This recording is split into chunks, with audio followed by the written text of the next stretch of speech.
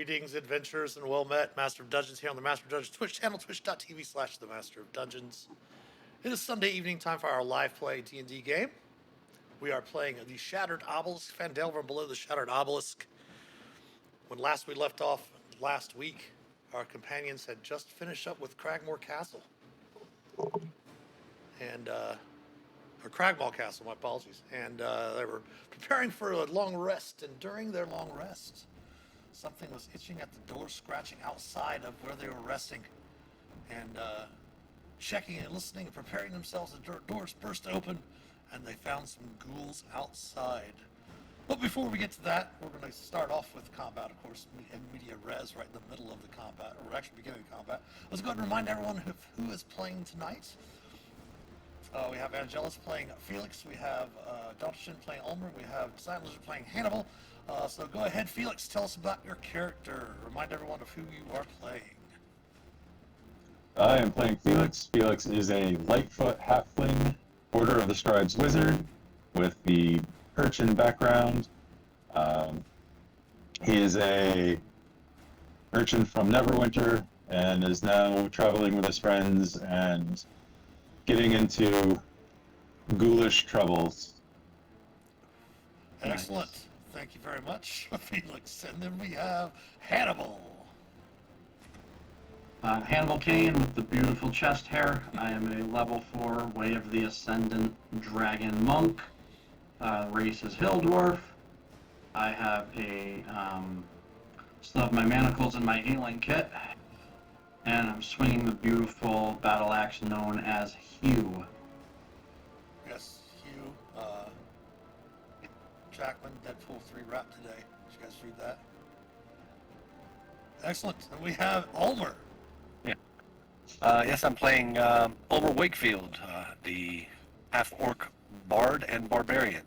And he is wielding his magic longsword called Talon and wondering why he is being woken from his rest. And he's quite grumpy now.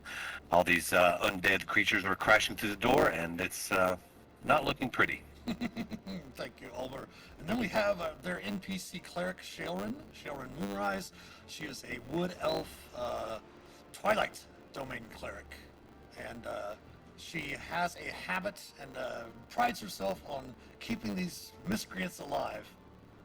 But she does her job fairly well. The characters, just for those that are watching, the characters are not really optimized. They're more for role play and stories and such like that. They do experiment a little bit in combat as they play. So if you're wondering, hey, that's not something that they're just having fun with it and not really worried about playing the characters as optimized, which does get them some really fun pickles every once in a while. All right, just a quick announcement though before we start. Everyone go ahead and start with inspiration if you didn't have it still from last week. And a small little announcement, we will be off next Sunday evening. That is Super Bowl Sunday. I'm also going to be traveling back from an in-person convention, so we don't really want to. We probably could compete with our viewers with the sports and all that stuff, but we're going to go ahead and take the evening off since it is Super Bowl Sunday. All right, go ahead. Let's give me some initiative, please. Don't forget, you do have Gundren Rockseeker down here, your companion and friend that you found. You have not finished your long rest, so you do not lose your temporary hit points yet, since you have not completed the long rest. I don't have any spells. Correct. But Hannibal, are you really that wounded? I thought you had gotten healed up before rest. I don't remember healing up. No, you know what it was? Oh, I do have one hit die left.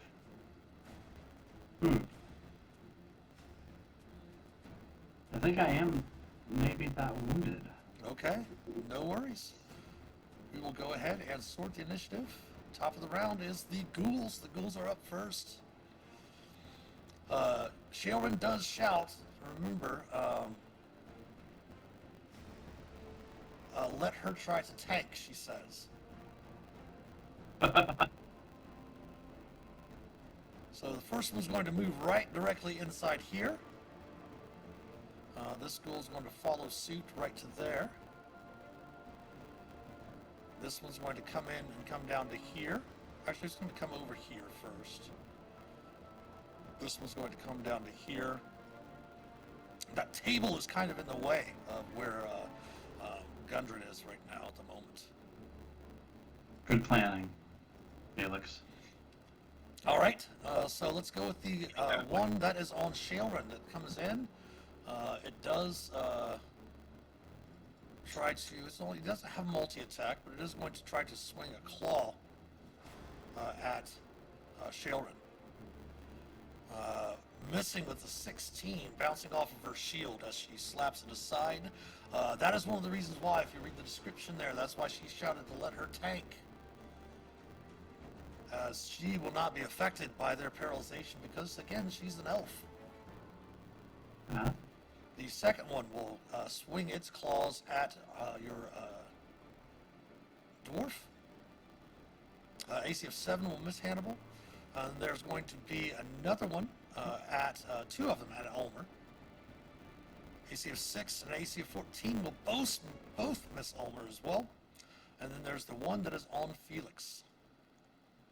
An AC of 8. Those are some awesome stellar rolls to start the evening off for the bad guys. Ulmer, you're up. All right. I'm gonna, before he gets too angry, Ulmer is gonna attempt to cast a spell. Mm-hmm. And he wants to cast Fairy Fire. It's a 20-foot cube here. I'd like to just hit all of the ghouls and myself, I guess, included there. I don't want to get anybody else. Zarda, I think Zarda, I think you and I just named the group. No.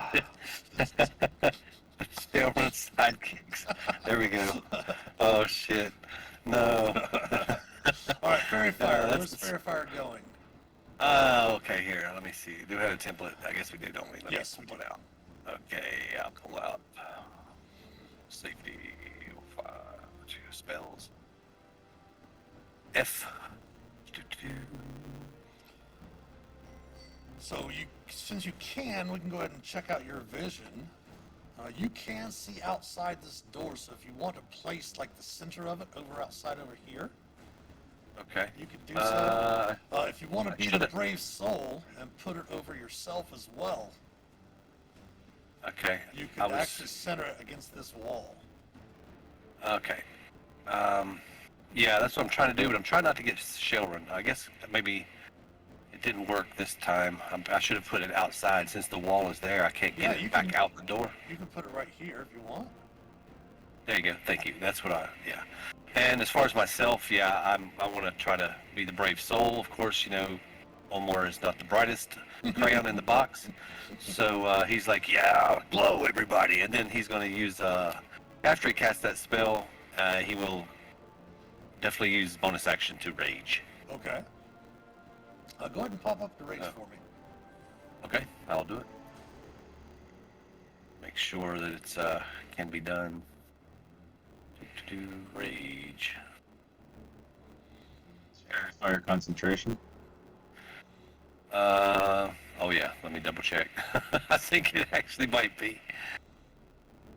Oh, it is. Oh, Yeah, you can't cast on them or concentrate on them while raging. So you can take your rage away if you want. If you want to use your bonus Okay, action to give out like a bardic inspiration, you can do that instead. yeah, I'll just. Yeah. Because if I can't rage, then I'll just do something else. No worries. No Bardic worries. inspiration to random Felix. And with that, also Felix will have magical inspiration. What is All that right, called? so- He'll have bardic inspiration, and he'll additionally have the magical inspiration. Yep. Okay, so let's go ahead and start it off by you giving me the first dexterity saving throw. Okay, will do. Your DC is 12, I believe. Click myself. Dex. There we go. Nice. You made your save. Yes. All right, we'll start with the one up here, and then we'll just work our way across the rows down down the field. All right, so the first save attempt for the ghoul up there will save on the numbers. The next one will fail. What color is your fairy fire blue? Yeah, like a bluish. Okay. Yeah, blue. That is multi-sided for those of you that have that, by the way. You can choose the sides. It does have the standard blue or the green or the, Yeah. it's got the violet as well on there. Yeah, I'll go with the violet. That looks good. Let's do the violet. Okay. So Yeah. I guess I'm just asking that way we'll put the that color, corresponding color as a token on the ones that are fail or save. All right, next one. Oh, goodness. Felix is going, where the hell are all these saves when I was needing these checks?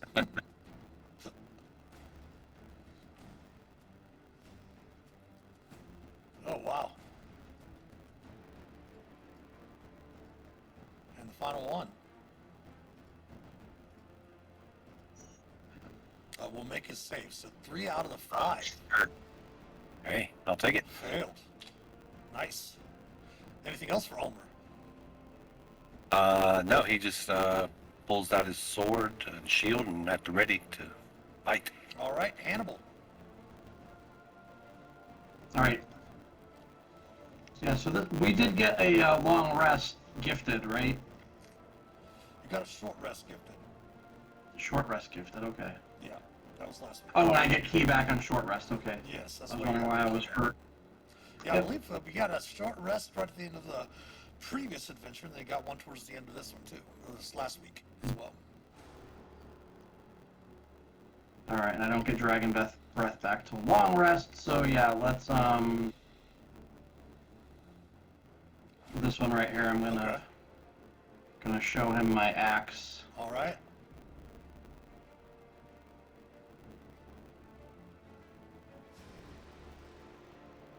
$25 will hit for 9 slashing. They don't particularly have any specific damage resistances or immunities, so that does full damage. You notice? All right, I will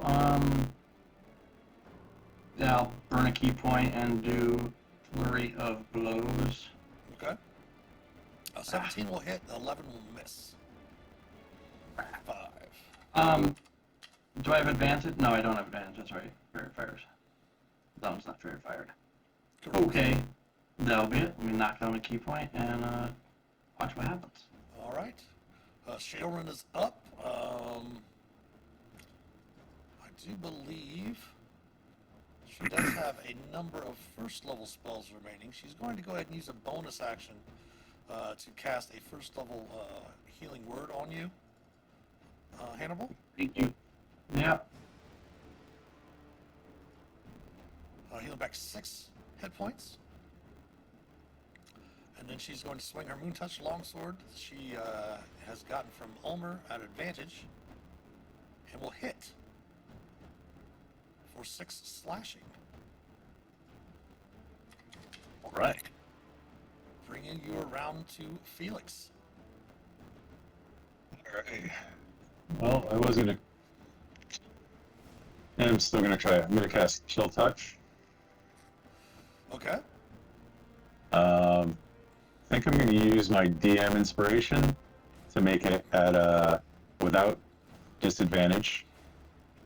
Chill Touch, is that ranged?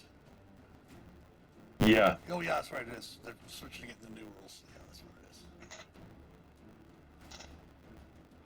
So that's a 14. That will hit. Awesome.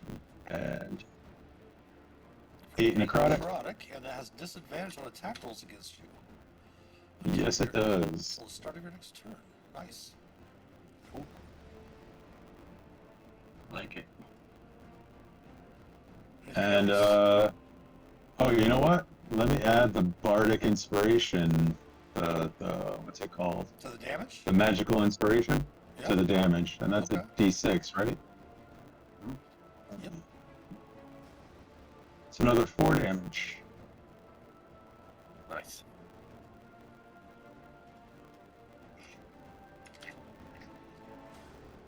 End of turn. End of turn. All right, back around to the ghouls. This ghoul up here. Whoops. On Shailrin again. That's going to get through her AC and hit her AC right on the numbers for 4 slashing. She'll take that off of her temporary hit points. The one on Hannibal. Ooh, it will crit for 10 slashing. And if you would please give me a DC 10 Constitution saving throw. Not to worry. Got that.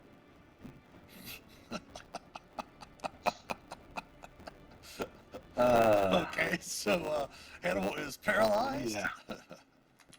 Yeah. Ooh. You guys got this. There we go. Let's go ahead and pop up your paralyzed condition. I'm going to drop it in chat for you.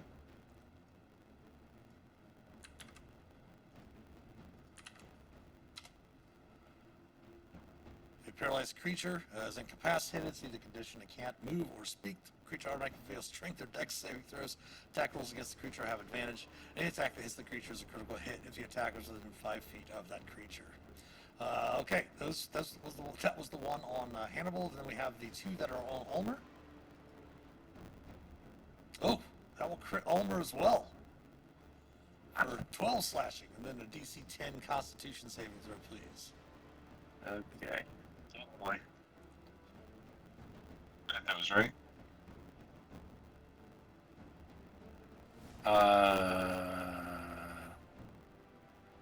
Inspiration. Okay. Ooh, nice. Good call. Yeah. What do you call? Second one on Ulmer. Will miss, and then finally the one on Felix with disadvantage. A 16. Misses. All Oh. right. Actually, would I still have, Probably wouldn't have your mage armor up still. alright, so I'm gonna use the, staff of defense to give myself, what's it called, shield. Sure, that'll work. Yep. That'll bring you up to 19. All right, Yep. that brings us back to Ulmer. All right. I'm gonna go for the easy one. I guess the one. Well, there's 3. I don't know. 1, 2, 3. Spinning. Ah, the one in front of him gets Okay. axe. All right. With advantage, 16 will hit. Right. Oh, wait. Oh. My apologies. Before you make that attack, we'll go ahead and you can re-roll the attack roll. But do me a Okay. favor first and give me a concentration check Ah. on the fairy fire. Yes. Yes. Let me try that again. Click my character. Con saving Yeah, con saving throw. throw, not ability check. Saving throw. It's only DC 10 because the damage was 12 and it's half that or half the damage taken or DC 10, whichever is higher. Okay. 11, you make it. All right, so 16 will hit for 7 slashing. Excellent. Anything else?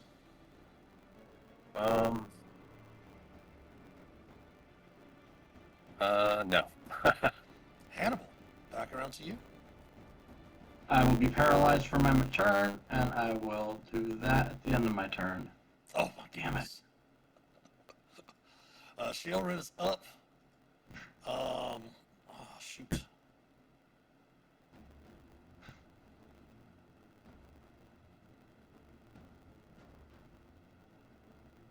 She is actually going to move through Hannibal's space over to here.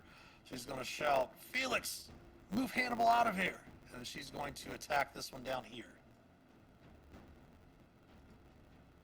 AC of 16 will hit for 2 slashing. Keep in mind she's not very strong. And that'll bring us to Felix. Okay. Well, I think I'll start off with a chill touch on this one. Okay. That's a disadvantage, correct? Correct. So that's a That that's would a be 6. miss. Um, Mhm. and here's the thing: I can only move Hannibal 5 feet. So I mean, I can put him here, and Next turn, move him out if he doesn't save. Yeah. next turn move him out if he doesn't save again. So yeah. That's a And if he strength doesn't- save, and he automatically fails strength saves anyway. Is this a brazier? Do we have fire in that? Is that fire? It does not have fire, and the coals were barely burning when you went into the room. Okay. If you wanted to light it, you could, but that's not going to be a problem. Felix could easily manipulate it. Even though you're taking up that 5-foot space, obviously Hannibal's not really 5 foot wide. I mean, he is a dwarf, Okay. but Yeah. Okay. All right, that brings us around to the top of the round again with the ghouls. This ghoul is going to maintain its attacks on Shailran. Missing. The one below is going to attack Shailran as well. Missing. And then there's the 2 that are on Ulmer. AC of 20 for 10 slashing. Then give me a Constitution save for paralyzation, and then a Constitution save for your concentration. Both of them are DC 10. Okay. Paralyzation first. Made it. And spell save, concentration. Oh, Constitution. Yeah, still Constitution Save. save, yeah. For Constitution. Oh, rats. Man. So the Fairy Fire is down. Ah.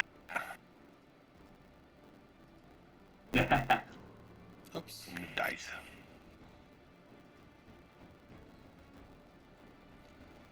All right, and then the other one that is on Ulmer as well will miss. And then finally, Okay. the one that is on Felix will miss as well. Ulmer, back around to you. Okay. I'm getting injured here. Oh boy. Okay. Well, first thing I'll do, I'll shout out. I'll say, Felix, if you can, cast fire at the doorways. I've got oil there. And then I slash in front of me with the guy, the ghoul in front of me. That will hit. Nice. 12. He is majorly messed up. Okay. I stand my ground, I guess, because All right, Hannibal. At the end of your turn, give me another save. I am going to use my DM inspiration.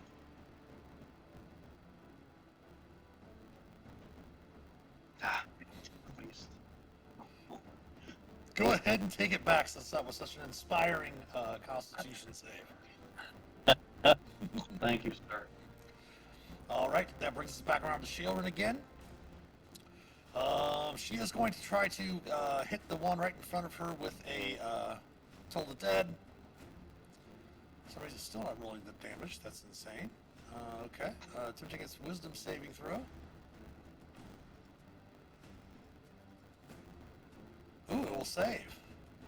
She's still going to go ahead now and move back over here, though. Felix, back around to you.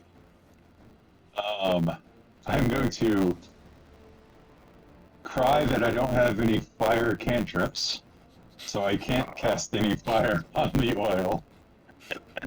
Again, remember, those watching, again, we said at the beginning of the stream, optimized is not what these characters are, which is a lot of the fun. And on top of that, my what's it called? Awakened spellbook ability to change the element of a spell has to be a leveled spell, so also does not work on cantrips. So You're out of normal spell slots, aren't you? You just I am out of normal spell slots. Yep. Yep. So I'm going to try a Mind Sliver on the ghoul right in front of me. Okay. DC 13 intelligence save. Attempting its intelligence save, it will fail. Taking 6 psychic. You're whittling them down. But they're also whittling down And- Ulmer. Yeah. No, I'm not gonna. No, that'll be it for me. Alright. Back to the ghouls yet again. Creatures, of course, trying to gnaw out, wanting your flesh. Yeah. You're so cute. There's the 2 that are on Sheoran. Miss and miss. The 2 that are on Ulmer. A hit for 6 slashing and another con save for the paralyzation. Ooh! Ulmer's now paralyzed as well. Oh man. So the next ghoul will have advantage on its attacks against Ulmer. 6 already. This is at advantage. Ooh, it does indeed crit. It does count as a crit, so I don't have to roll the crit damage, which is awesome. So 12 more slashing. And you don't have to make the paralyzation check because of already being paralyzed. And then finally, the Okay. one that is on Felix. It will miss.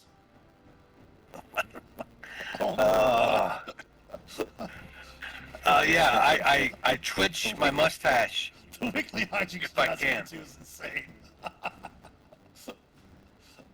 I twitch my mustache at them as best I can. All right, then go ahead at the end of your turn. Give me another paralyzation save. Okay.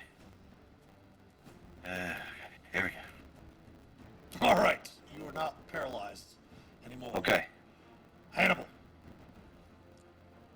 I look over, so you all right, Green? I'm gonna hew this guy. Okay.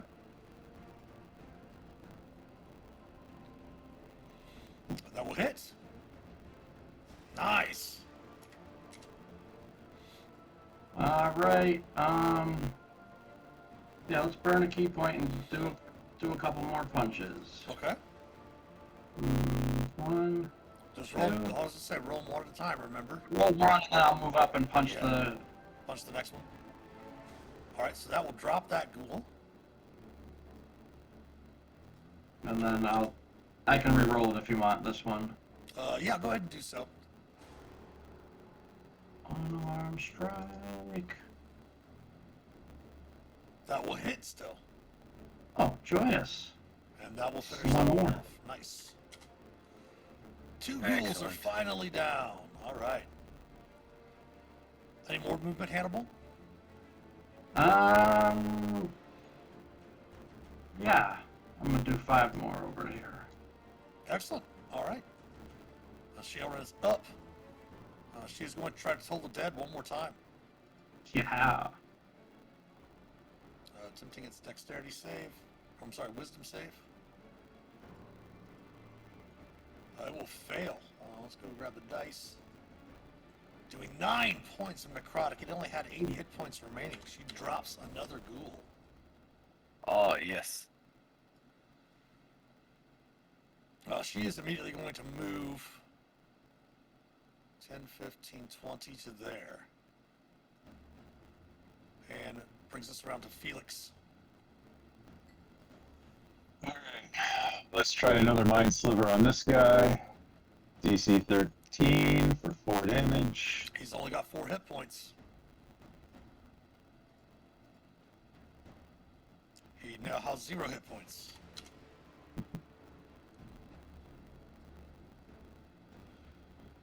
Any movement And or bonus action even. Ooh. yeah, I'll bonus action. I'll push Olmor. Oh no, you saved, so you're fine. You're awake. You're moving. I I will get up on this table and put myself in between the ghoul and Gendron. Gendron? Gundren? Is that the right name? Yep. Here, actually, Um, let me do this for everyone's, for you guys. There you go. Rock. Secret. Gundren, okay. And I will sit on the table and end my turn. All right, everyone, because of the heroic actions of your tiny little halfling wizard, putting himself in harm's way in between your companion Gundren and the ghoul, everyone take back your inspiration. All right. Yes. And the ghoul is indeed going to go after you, Felix, for your heroic efforts.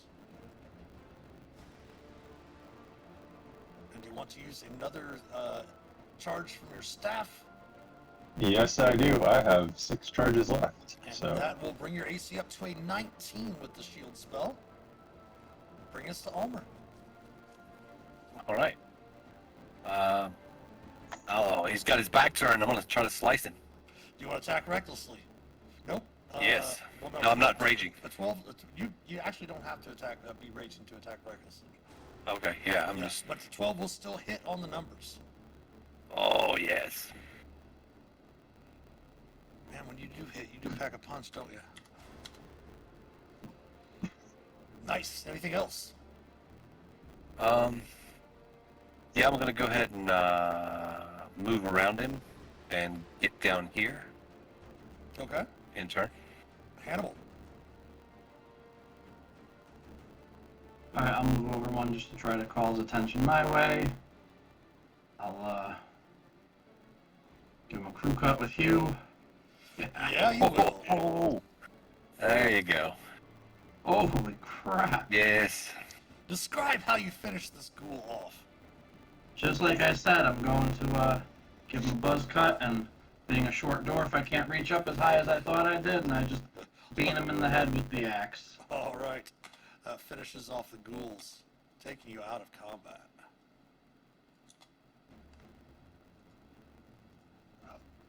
Yes. That was a paralyzing situation there. Ah. Take away your inspiration. Everyone lose your inspiration. No, I'm just kidding. But you Lose it. easily, Sharon kind of steps outside over here just to check with her sword and the shield at the ready. You see her kind of lingering towards her holy symbol to check. And with a quick pass of perception, she can tell that there are no other creatures out there. Probably just some sort of wandering horde of undead or anything of that nature. However, you will have to start your long rest all over again. And you have 2 doors right here on this room that have been shattered by the creatures. If you want to move somewhere else in Cragmaw Castle, you all should be able to still see your explore mode to see the areas where you were, where you've been before. So you should. That's kind of showing the viewers what Ulmer's view is. I leave the explorer on. I don't know if obviously if anything's repopulated the rooms, but it does still allow them to see the rest of the map still that they've explored. Yeah, we should probably go to one of the other rooms. We were to the east or west, I mean. Possibly, yeah, over here. it looks like the only other one that doesn't have outside or Yeah. doesn't have outside access. Yeah, I'd like to make our way over to the corner room. Okay. Pull Don't up have to there. worry about physically moving your tokens, but everyone go ahead and give me a. Do you want to? First of all, give me a group perception check.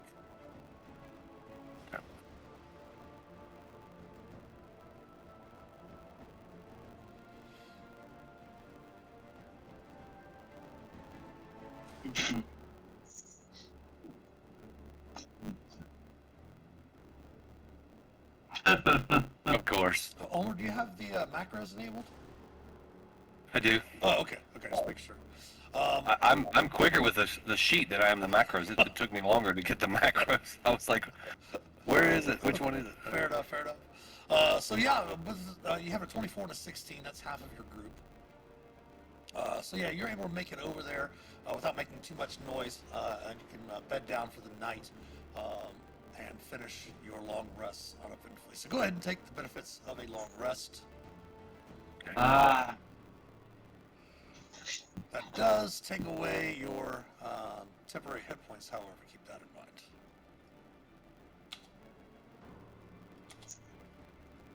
Okay.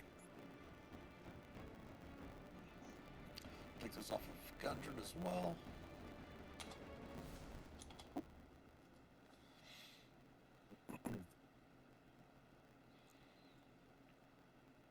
And once you have finished up with your long rest, give me a ready check and roll 20.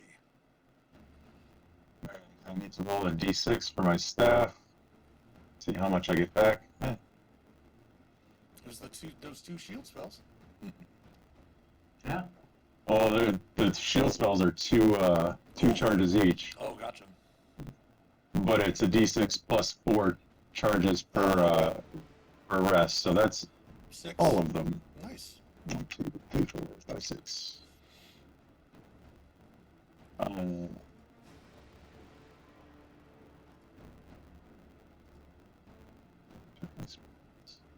Everything's back.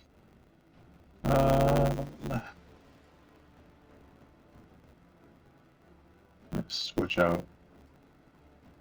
You want to switch out any Those spells two. or anything? Yeah, Prep spells. switching out. Switching out. Enlarge for reduce for hold person. And rest I'll keep.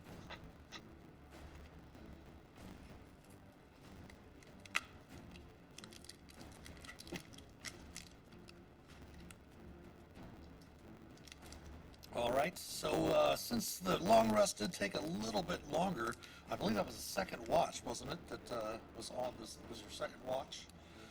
Because Shailran hadn't finished her trance yet, so you'll go ahead and start your long rest all over again, and it'll be about mid-morning when you awake the next day.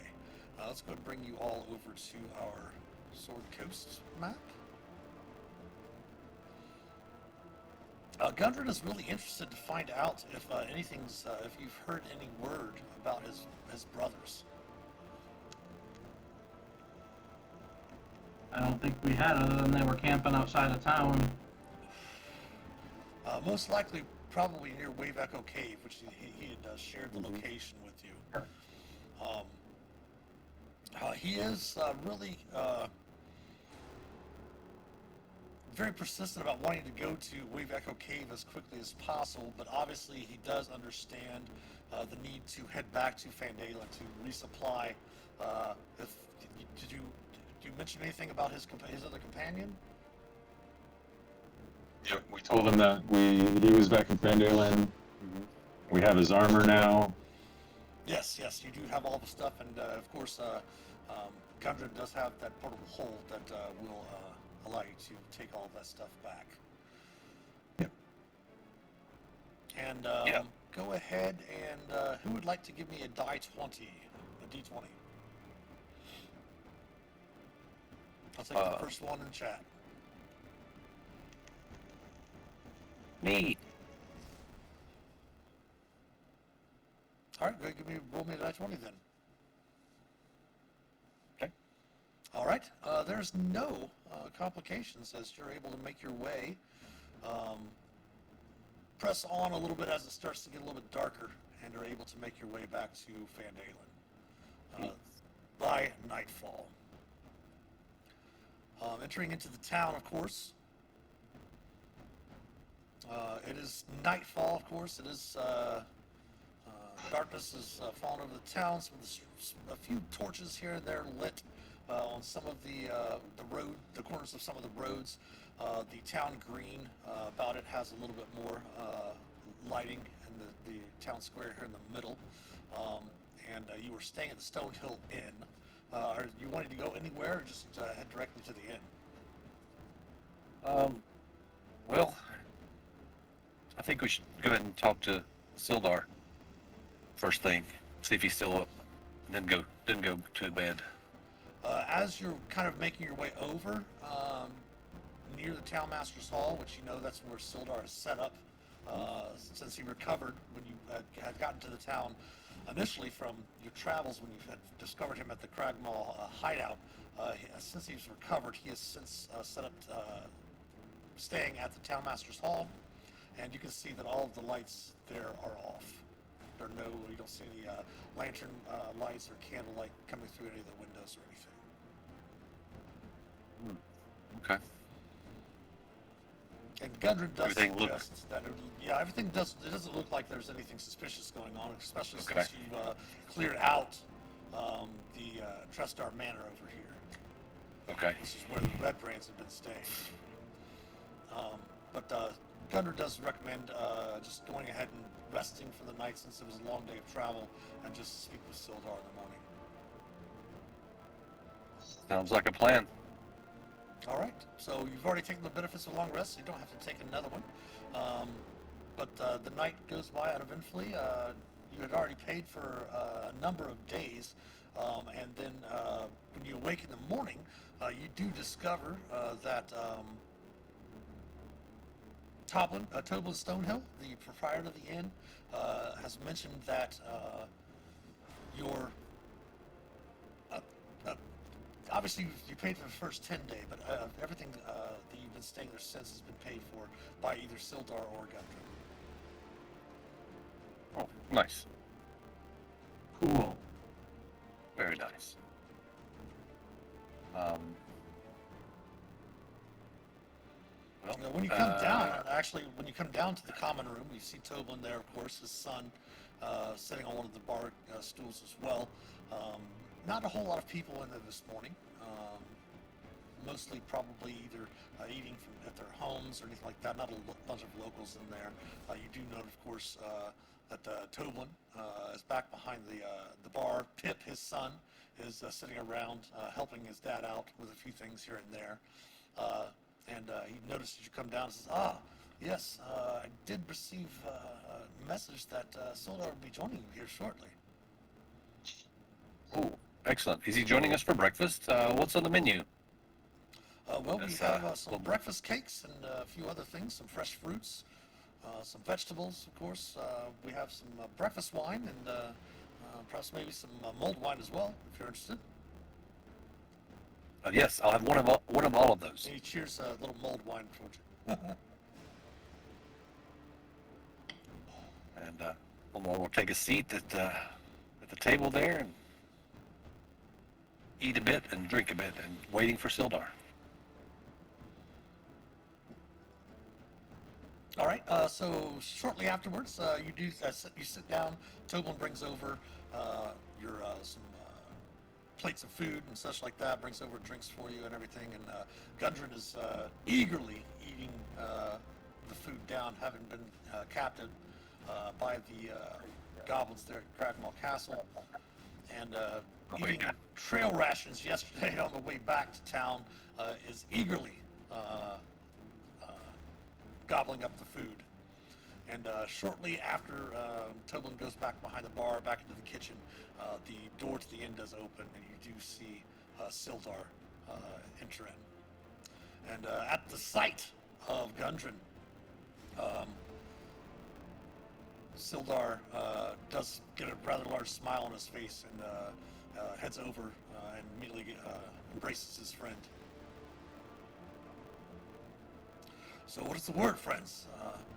Just so you know, we did go ahead and transport Arno Albrecht back to Neverwinter to face trial for his crimes, but planning on staying here in the Fandalen region, especially here in the town, to kind of oversee some things for the Alliance. What news did you find? Well, we did, I guess you could say, had a bit of trouble at the old Cragmaw Castle, and where we found Gundren. But it's cleared out now after one little spat we had yesterday with some ghouls that was quite unpleasant, as they were trying to make a dinner of us. But other than that, we're trying to make our way over to the Echo Cave. Apparently, Gundren's brothers are over that way somewhere. and trying to continue on with investigating what's going on there as he continues eating some of the cakes. I see, I see. Well, we do have a bit of settling up to do, I believe. Yes. Oh, by the way, we do. We have this. And Gundren motioned for him to pull out his armor and his sword. Oh, my friends, thank you so much. Yes, and he You're welcome. accepts all of that, and he says, well, I of course do owe you a reward, since you were able to locate Cragwall Castle and drive off the creatures there. Here, and he plops a rather large sack of gold onto the table in front of you. Very nice. And Inside, here you go, Felix. Inside is 500 gold. 500 gold that you were promised. Jesus. Excellent. Okay. Nice. And I kind of push it over towards Felix. Oh, he doesn't have one. You don't happen to have one of those nice, handy portable holes, do you, Felix? We ought to get one of those. Hopefully someday. Or a bag of some sort. That'd be nice too.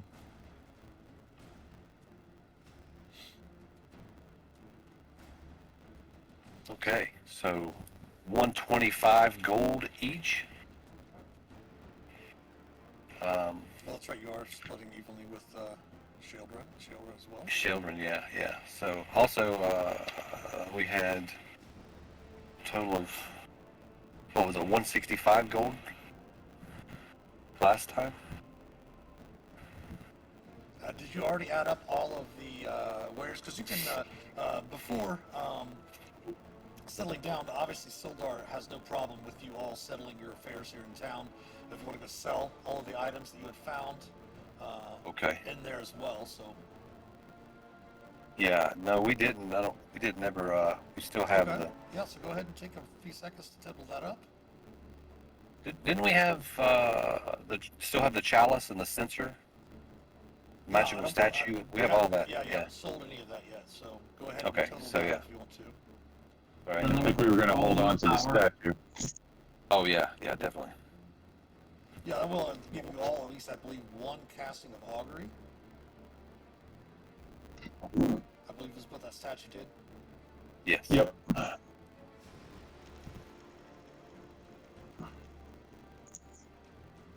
Plus 150. Okay, so total for selling the chalice and censer would be 330. We have 5 spears, 4 long swords, 3 morning stars, 2 great swords, and a quart of something. Sherry? Whiskey or- The dwarven brandy. Dwarven brandy. Okay. Yeah. Not sure how much that's going to be. Yeah, we can look that up real quick for you. You'll be able to sell the mundane items back for half priced. Okay. So give me a second here. Doo-doo-doo.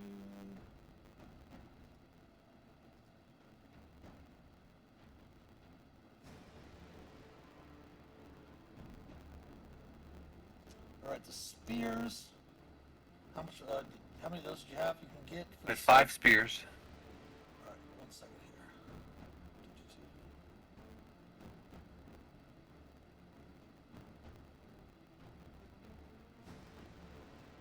Spears are 5 silver each. Okay. 2.5 gold. With a quick. D&D outing. 4 long swords. The long swords, you can get 7.5 gold each. The half obviously being Okay. 5 silver. 30 total. Okay. 30. See, the order of scribe wizard is right on with the math. 3 morning stars. The Morning Star is the same price. 7.5 gold each. Okay. It's 21, 22 and a half.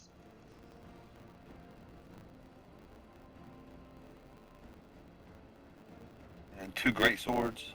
The great swords will fetch you 25 gold each.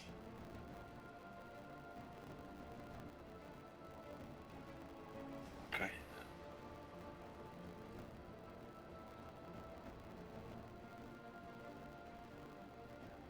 And to sell the sherry, which Omar is loath to do, but he will. If you guys want to keep the sherry, you can keep the sherry. Or the brandy. You could keep the sherry. Oh yeah, well The brandy. Omar doesn't want. He doesn't want to get rid of the brandy. He thinks it's medicine. 20 It's glasses. medicine. 20 We need to, yeah. 20 glasses of brandy, I wrote down in the cask. Mm-hmm. Yeah. Mm-mm. Anything else? Probably down to 15 after last night. Make it lighter. Oh, shoot, it might be empty from your trip back. So that's 457 gold. Plus 5. 4 is 114.25. That one I cheated and used the calculator. Yep. 114.25. There we go. Each. Plus the 5 silver.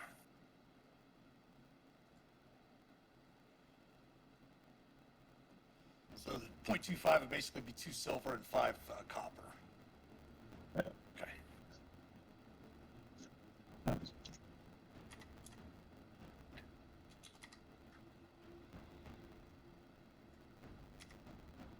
Now to go spend that.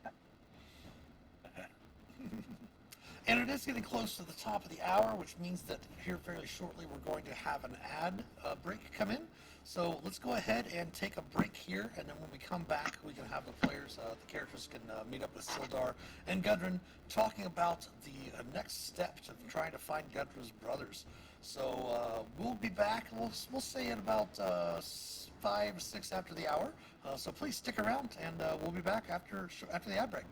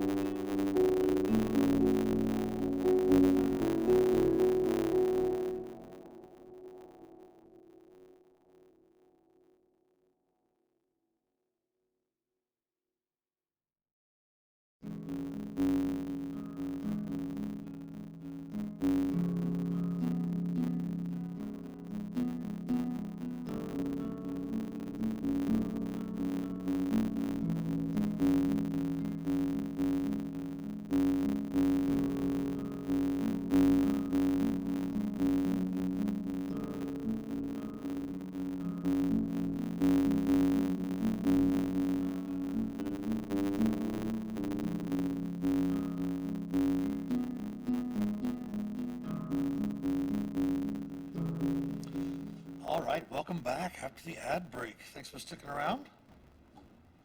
Um, so the characters are in Fandalen, and after going about, heading over to the Lion's Shield Coaster, over to the provisions, you're able to sell off the things that you found, and are able to make your way back to the inn where Sildar and Gundren await. Um, my friends, I'm very concerned about my brothers, and I don't have much to offer you. But first, I would note this, and he passes you each a small purse with 25 gold in it per person. Says, thank you very much for saving me. I do not have much. However, I don't have much to offer in ways of any specific amounts. However, um, if we can head to the Weevil Cave to discover what's happened to my brothers, and I can grant you each, for your group, not each, but for your group, I can grant you 10% of any of the treasures that we find and are able to mine from the mine itself. Basically, a 10% share of the mine's wealth once his operation is functioning. Agreed. Sounds good. Sure. I can tell you that I'm not sure who or what this person is, but I know that someone named the Spider, from overhearing the bugbear and apparently a doppelganger, not a drow, over discussing someone named the Spider wanting my map. They definitely orchestrated my capture. If you're able to stop this villain and whatever machinations he has towards the mine or my brothers, again, I would greatly appreciate it, and I would give you 10% share of the mine once it's up and operational again. Of course, anything that you find of value in your mission to do this, in your quest to do this, you can keep for yourself.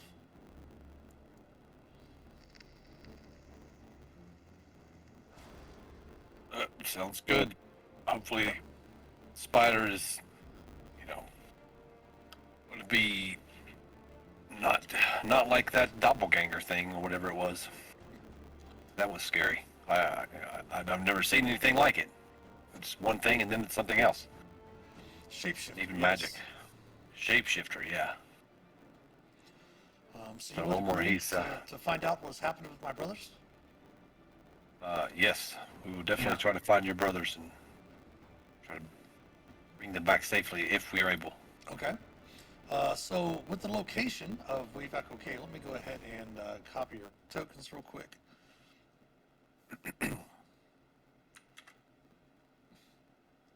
We'll bring back over to the Sword Coast map. The location of Wayback Cave to Van Dalen is probably going to take you about a half a day's journey, which means you would arrive around nightfall. If you wanted to head just outside of where the location of the cave is and take your long rest that evening before heading into the cave, you can do so, and then start off fresh in the morning. Yeah, that sounds good. To find a good place, a safe place to camp and start fresh. Okay. Go ahead then, and while you're beginning, is there anything specific you would like to do before heading out? Obviously, you did have the night before. Felix, did you want to do any scribing of any spells or anything like that? Yeah, I need to pick up a scroll, or I want to pick up a scroll of, what's it called? I wrote it down. Comprehend languages, Okay. so that I can put that into my book.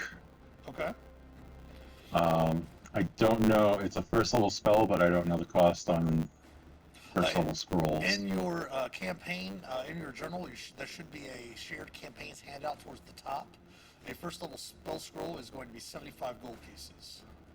75, okay. Alright, and then... Yeah, and then the 50 gold for scribing that into the book is 125 total. Correct. So, alright. And I think that's it for now. So go ahead then, and if you want to, that is a ritual spell, so you have it in your book, so you can cast it with your scribe ability or as a ritual if need be. But everyone, go ahead and give me a group survival check, if you would, please. Okay. Before we left, Omar was going to replenish his oil. He'd got rid of his oil, so he has 3 flasks of oil once again, and he also would like to pick up another potion of greater healing. Okay. Let's use that twice. Okay. And then survival.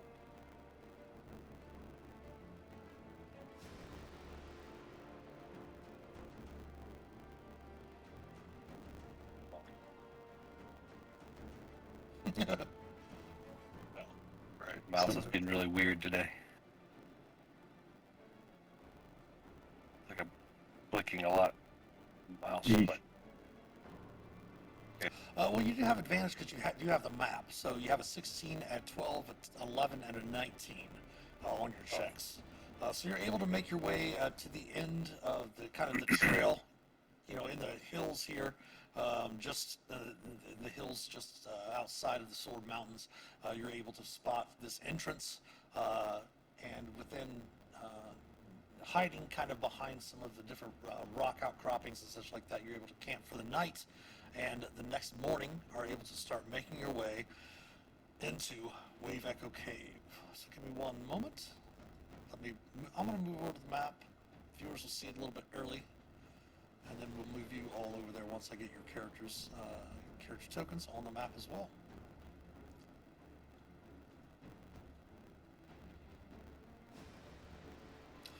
Looks like I'm actually going to have to pull them out. Well, maybe not. So I'll just shrink you down. This is one of those half-size maps. Ooh, okay. Like almost all of Curse of Strahd.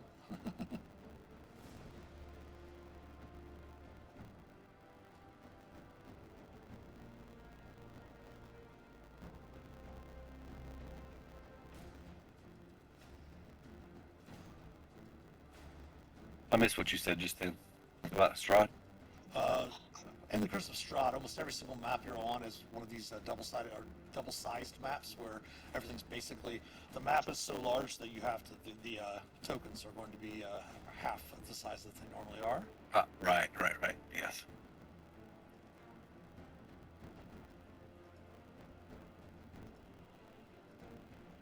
Alright, so you should find yourselves down here. Can everyone see okay?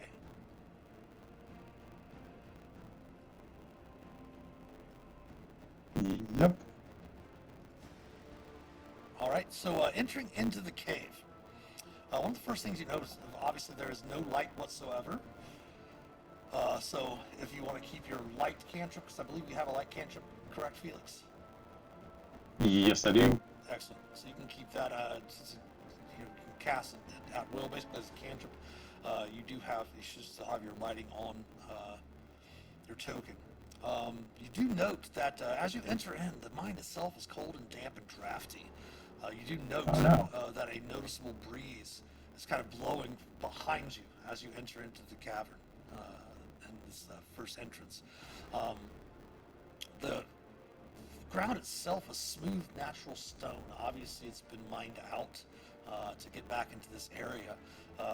One of the things you do notice is you hear about every couple of minutes or so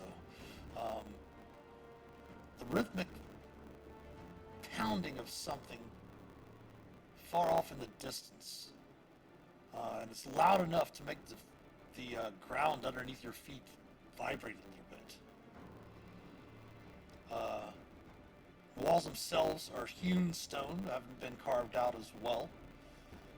And in the cavern here, you do see some stalagmites on the ground around you, some stalactites on the ceiling and such like that. And the entrance tunnel leads from the entrance tunnel to the mine leads to a large natural cavern supported by a pillar of rock in the western part of the cave, right here to the north of Felix and Hannibal. Behind the pillar, you see some bedrolls and a heap of ordinary supplies, stacks of flour, bags of salt, casks of salted meat, lanterns, flasks of lamp oil, pickaxes, shovels, and other gear. Amid the supplies, you see the body of a dwarf. The northeastern section of the cavern has collapsed, forming a 10-foot wide, 10-foot deep pit up to the north. Up here, if you see where I'm pinging. And you see that the stalagmite here on the ground does seem to have some sort of rope tied around it that dangles, seems to go over down into the pit.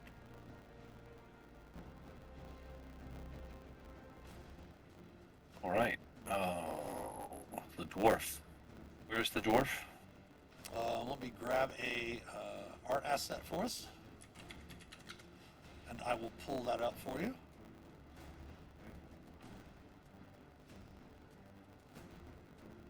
Right there amongst it, definitely looks like it's some sort of encampment. Okay. Yeah. Well. Yes. I don't want to be. As Ardell says, do not wake the Balrog. Don't You wait fool of for a the took! right. You fool of a took! Too That'd be me.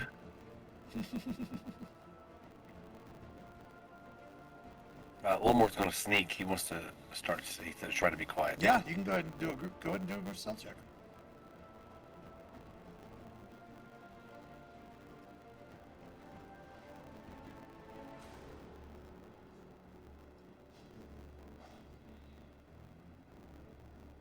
Oh, nice. 20 for Ulmer, Yeah. 19 for Shaelren, 14 for Hannibal. Yeah, you've got a fairly nice stealth right now. You're being fairly quiet.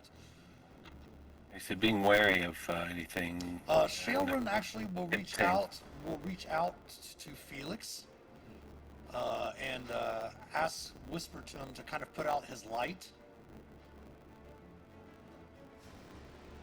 All right, And then I'll do so. Then she's going to give you her eyes of the night.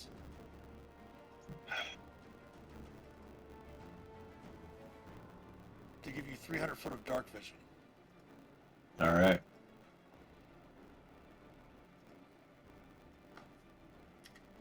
Very nice.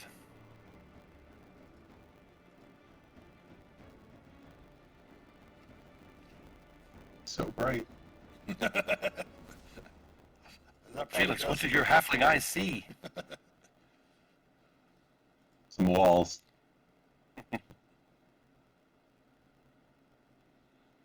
Okay, yes. Slowly, warily creeping over to investigate what happened to this dwarf and who it is. Go ahead and as you approach, your heart sinks a little bit, Ulmer, as you notice that this dwarf has been dead for some time, and it indeed is Tharden, Gundren's brother. Oh no.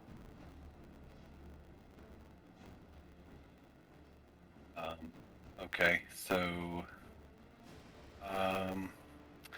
yeah, I'll just kind of pull him to the side, put like get a blanket or a tarp or anything that's laying around, and kind of pull him over to the side and kind of tuck him up into this little With your alcove. passive perception, you definitely can tell that he was killed by violence.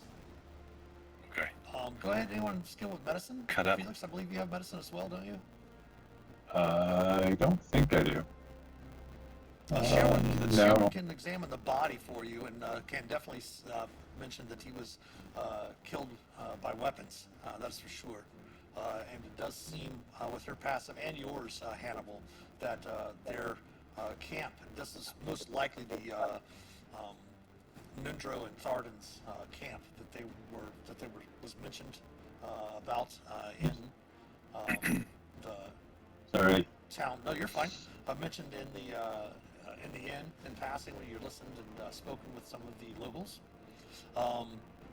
But you do happen to note that though it is very dusty, Hannibal, with your passive perception, Tharden does still have almost everything on his body is completely gone and looted and such like that. You can see the supplies have been potentially useful, not particularly valuable, but you do note that though it's very dirty, his cloak is of very fine quality.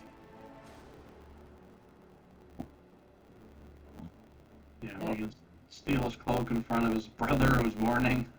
I don't even know if I'm that big of an asshole. I'll point it out to Ulmer. Got a question in chat. Zardal definitely appears to be weapons, not like pickaxes or shovels, but more like swords or rapiers or something like that has killed Tharden. Hmm. Yeah, so I'll look at the cloak and I'll just say, "Oh yes, I think Gundren would want you to be able to at least use this in his honor. It's not dishonorable to take, an item from a fallen comrade or friend of a comrade to use to help. I think it's well rented. If anybody could use this little cloak, As you shake it off, you notice that it obviously appears to be magical, Felix. Go ahead and give me an Arcana check.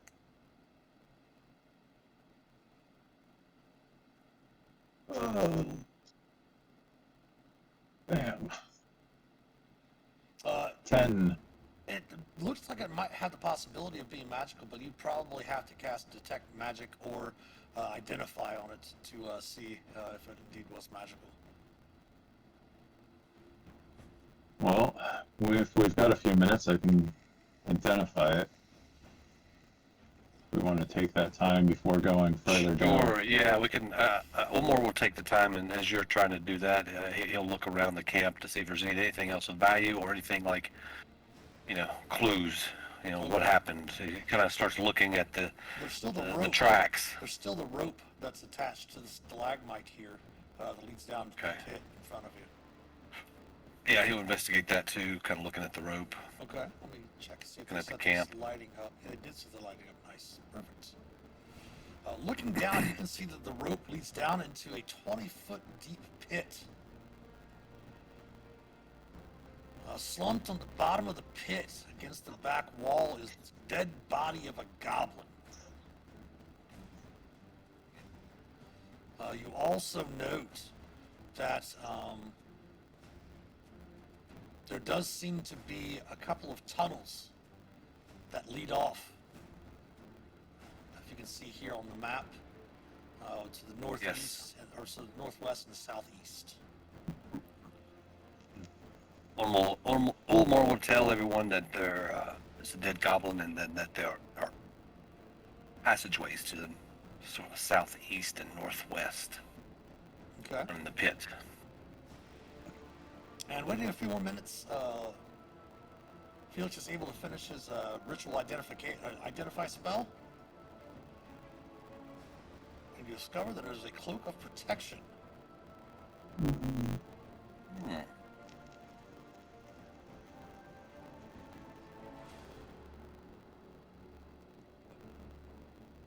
Very nice.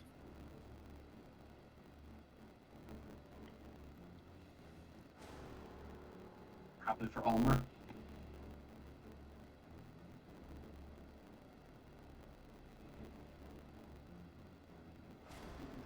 Sounds good to me. Oh, okay. Oh, You're the easiest to get right now. Yeah.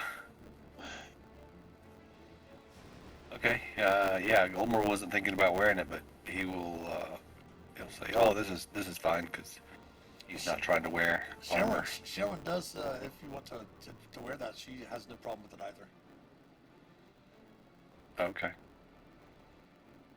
Yeah.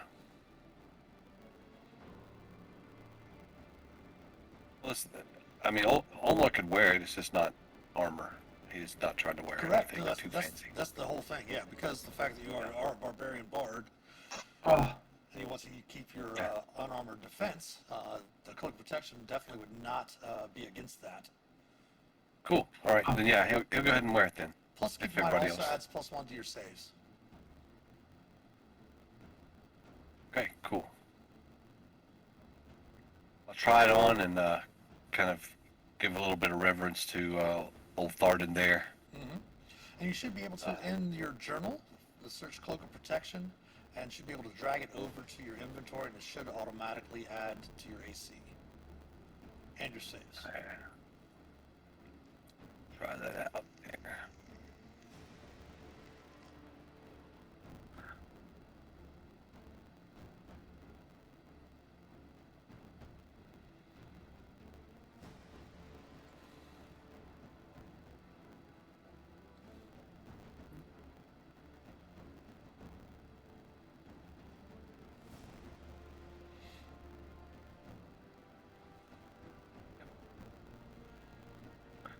I've got it on.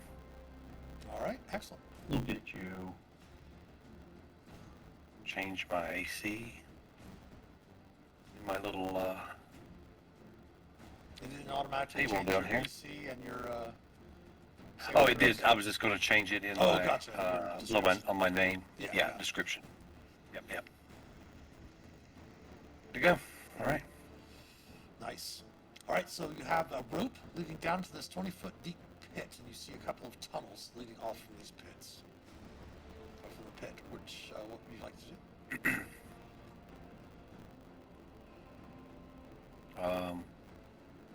I guess first, ask everyone if they're ready to go down into the pit, and we'll take a look and see what's up with this goblin down here, this dead goblin. Okay. Yeah, you can move Go down ahead and to climb the down the goblin rope. too. Yep. Okay.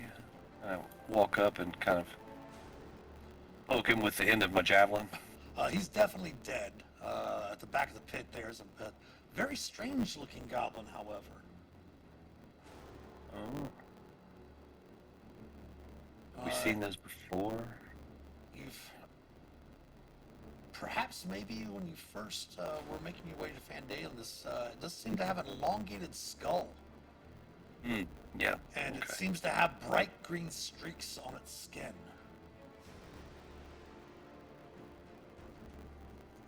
Kind of looking it over, you can see that it's dressed in filthy rags, and it's definitely not one of the Cragmaw goblins that you encountered. The majority of the goblins you've encountered so far were Cragmaw goblins. This definitely does not seem to be a member of that tribe or group. What? Okay. Suspicious goblin. So which way do we want to go? Do you guys want to go northwest, southeast? Is there a breeze or anything? Is there air flowing There's a lot of air from either of these? No, the air's actually flowing from the entrance where you came in, almost as Okay. if it's like being pulled in there for somehow. Okay. Southeast? Sherwin does mention, I was always told when I first became an adventurer that you should always go left. Let's go left. Oh, go left, go left. Well then that sounds like sound advice. Left it is. So he starts going right. A joke. If you all want to go a different direction, feel free. But yeah, I always tell Yeah, tell new players always go left if you have a choice. Yeah. He's almost starts. He says yes, left it is, and he starts going right. Okay. I don't think that there is a light thing here to block those. It's not. I don't. Let me double check. No, it's a whole thing there. So I will move your tokens over to the left. So give me a second to move everyone over.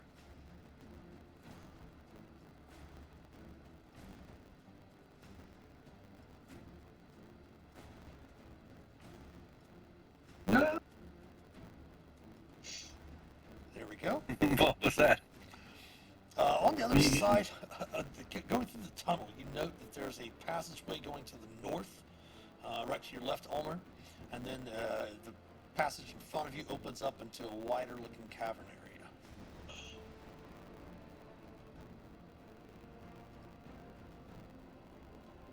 Okay, we should probably go left, she says, and he continues on right. Okay.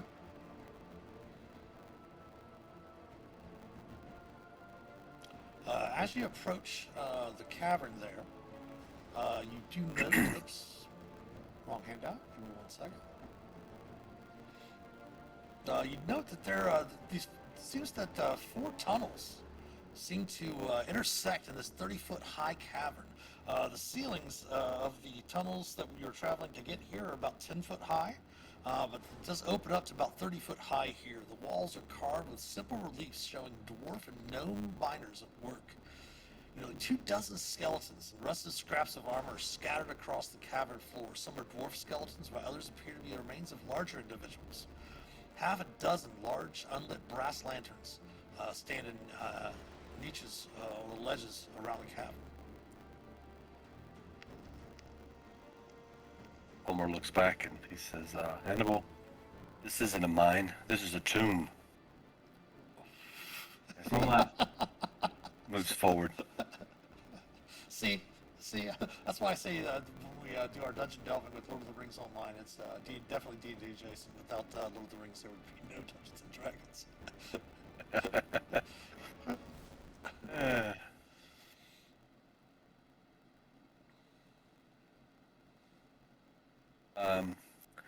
So all the dwarf bodies and things are. Nothing's been disturbed. Omar's looking on the ground to look for tracks, like Looking if things have been about, you disturbed. really don't see, like this doesn't appear to have really been disturbed in some time. But everyone go ahead and give me a perception check, an active perception check, please. Okay.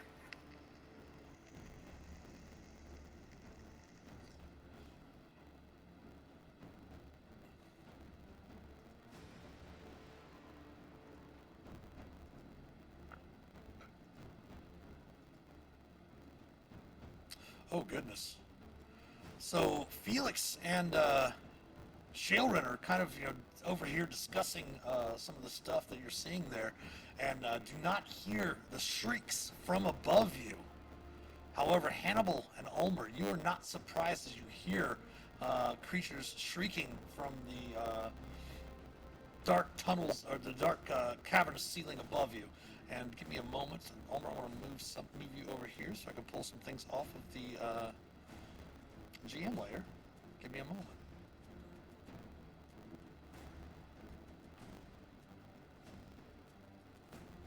Probably gonna be fine. Oh yeah.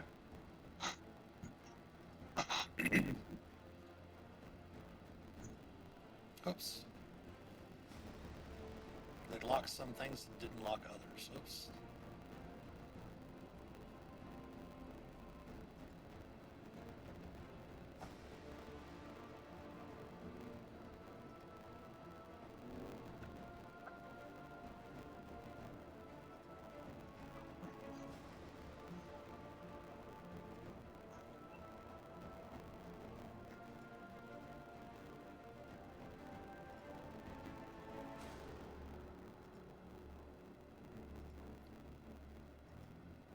Tis initiative. Keep in mind that Felix and Shailren are surprised this first round of combat. Okay.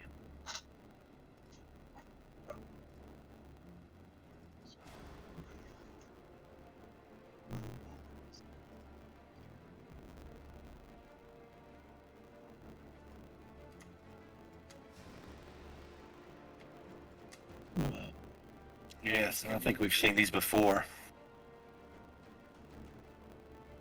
I think we encountered these before. I believe you have. Yeah. Sturges, yeah. Trying to suck some of Hannibal's blood out.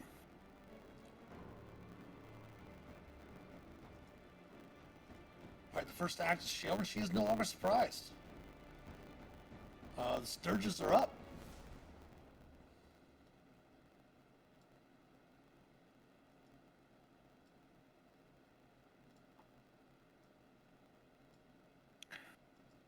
Sturges. Yep. One is on, or two are more on Felix.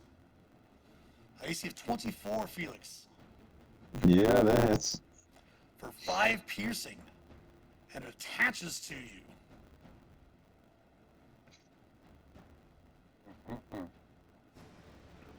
The next one attacks as well. Ooh, an AC of 23. For 7 piercing. And that one also attaches to you. There is one on Hannibal. Nah. A 9 will miss. And then there are 2 on Ulmer. Hitting with AC of 20 for 4 piercing. And hitting for 22 for 4 piercing.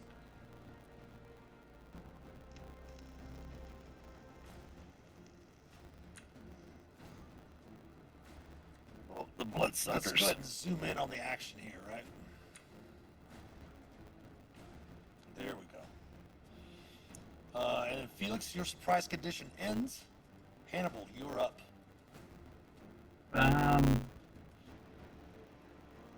I'll swing at this one Okay. with good old Hugh. That will hit. And you knock it from your companion, and it's just kind of like explodes in a spray of blood. Ooh. And then I will punch this one behind me. My Okay. bonus action. Just one, not the flurry of blows. That will hit. That one will die as well. It does not explode into blood as it was not able to latch onto anyone. And I'll just, move over, come around this way. All right, Ulmer. I'll attack the other one that was biting me Okay. with the longsword. Yeah. Recklessly. 17 will hit. That will kill that one as it explodes. Popped it like a zip. In a shower of your own blood. Alright, I'll turn around to face the other one. Okay. In turn. Top of the round, Sharon, shaking from the surprise, moves over to aid Felix. And will miss. Felix, both of them are attached to you, correct? Yeah, both of them are. All right.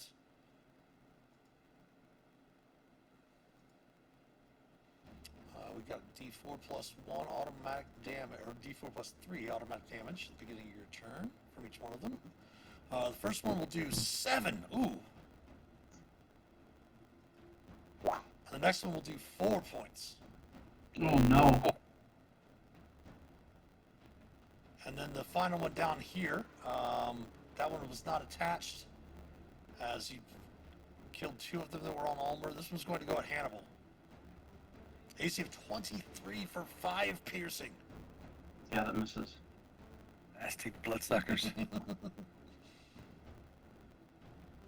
Felix, you can now act.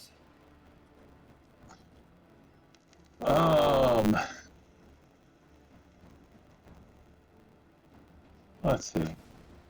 Magic missile. How does this work? Third does 1d4 plus 1 force damage to its target. Third create 3 glowing darts. Yep. Alright, so let's hit this one with 2 darts, and this one with 1 dart. You have fought them before. You probably could hit each one of them with 1 dart and be just fine. Oh, okay, I forgot there was one still over on Hannibal and Ulmer. So, okay.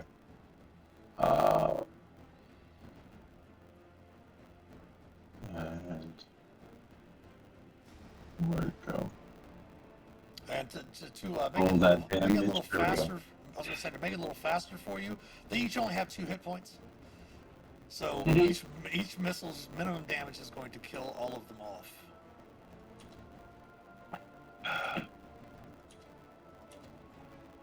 Taking you out of combat.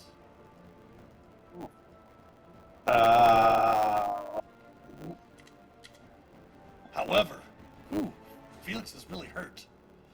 Sharon will immediately run over to you and start using her healer's kit on you with her healer feat. Plus your maximum hit dice of 4, so you'll heal back 12 just from the healer's kit.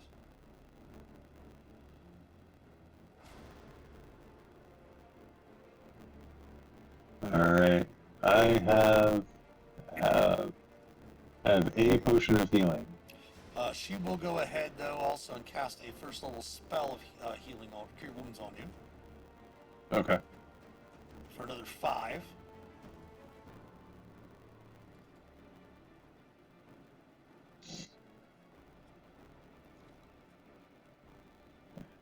Potion of healing. 2d4 plus 2. 2d4 plus 2. Dice roll.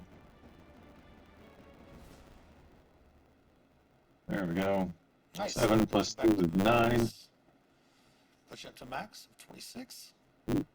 Ulmer, what about you? Or Hannibal, what about you? Yeah, I'm gonna go ahead and I was gonna cast healing or something on Felix, but Shelrin and his potion took care of that. So I'll go ahead and cast a healing on myself. Okay. Guess wait, I'll just wait. do- Wait, before you do that, she can Okay. use her healer's kit on each one of you. Okay, I've got a healer's kit too, so I can use my one. I bought 2 of them. Go ahead and take a charge from it, but she has to use that because of her healer's feat. Okay. A normal healer's kit will just allow you to stabilize someone without Right. having to make a medicine check. But she can use your healer's kit, so go ahead and take 1 charge away from it, and Okay. she will heal you with that charge for 9 hit points. And the same thing, if you want to do the same thing, Hannibal, Yep. she will give you back 11 hit points. Excellent. Over. See. Yeah, she can't take you over when you actually, Yeah. you're actually All right. Yeah. I'll Yeah, mark yeah. off one of my healer's kits, I did the same. perfect. so she still has hers. Okay.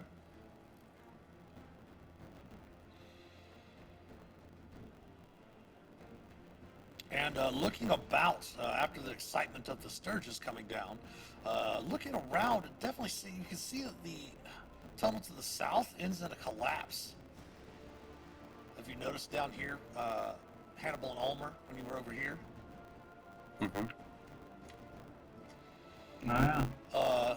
That with your stone cutting, Hannibal as a dwarf, you can tell that that was probably the original entrance to Wave Echo Cave, and that these lanterns and you know, growing up, because you grew up as a dwarf in dwarven society, correct? Yes. So yeah, you could definitely tell looking about with your stone cutting easily that this was most likely the actual entrance to Wave Echo Cave, and that all the brass lanterns and such like that on the ledges and everything around the cavern were probably meant to welcome newcomers to the cave itself. Gotcha. I'll relay that to the group.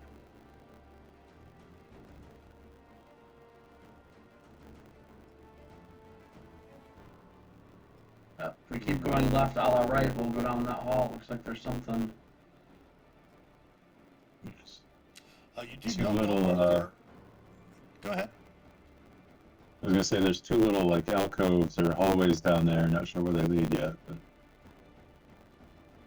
Do you want to continue moving stealthily after that fight? Go ahead and give me another group stealth check.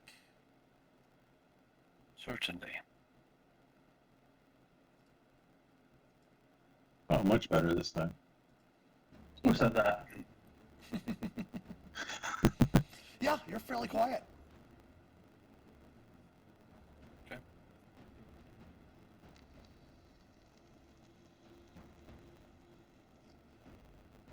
And indeed, Ulmer, as you move down there, you do notice that the 2 alcoves Felix mentioned do have doors on either side. All right. Going left once again.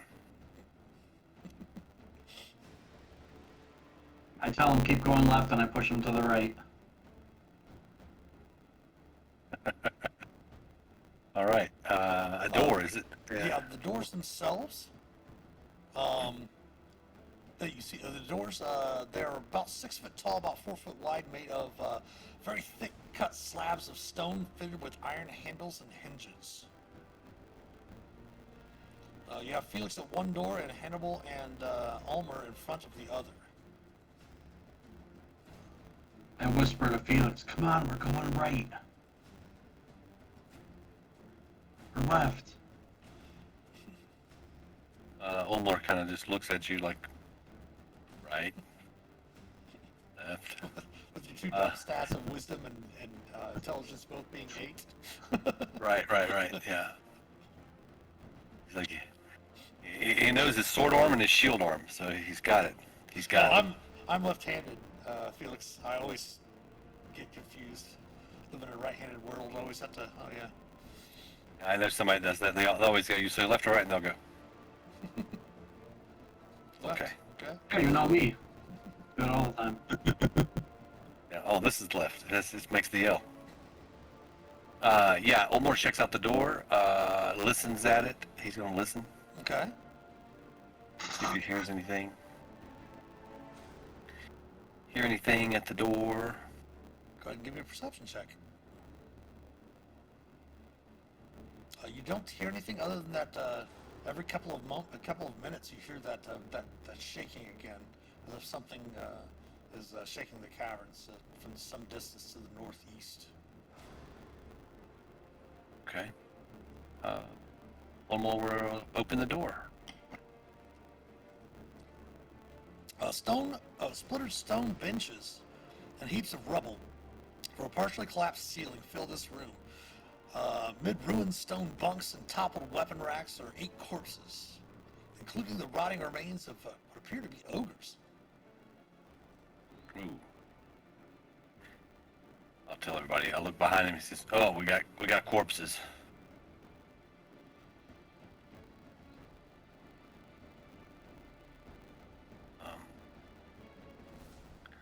I'll step inside. Oops.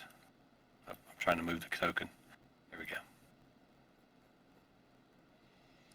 Inside, As you enter start looking into around. the chamber to start looking around, the dead clamber to their feet. That's what he was counting on. That's what Olmor wanted to see. He's like, "Yeah, come on, wake up, you skeletons." Why does that keep? Well, they lock something. Let me unlock it real quick, and then. Oh yeah, by the way, guys, did you guys want to go in this room? Yeah. Yes, I did, thank you. Olmor says, "Oh, okay, great, good. There we go." Oh my goodness, more dead. Oh, yeah. And more dead. And more dead. It's definitely an issue. Yeah.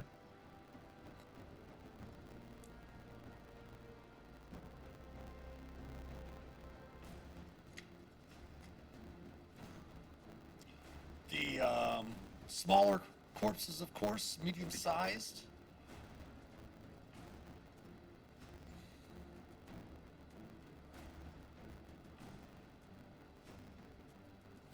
Those are my people.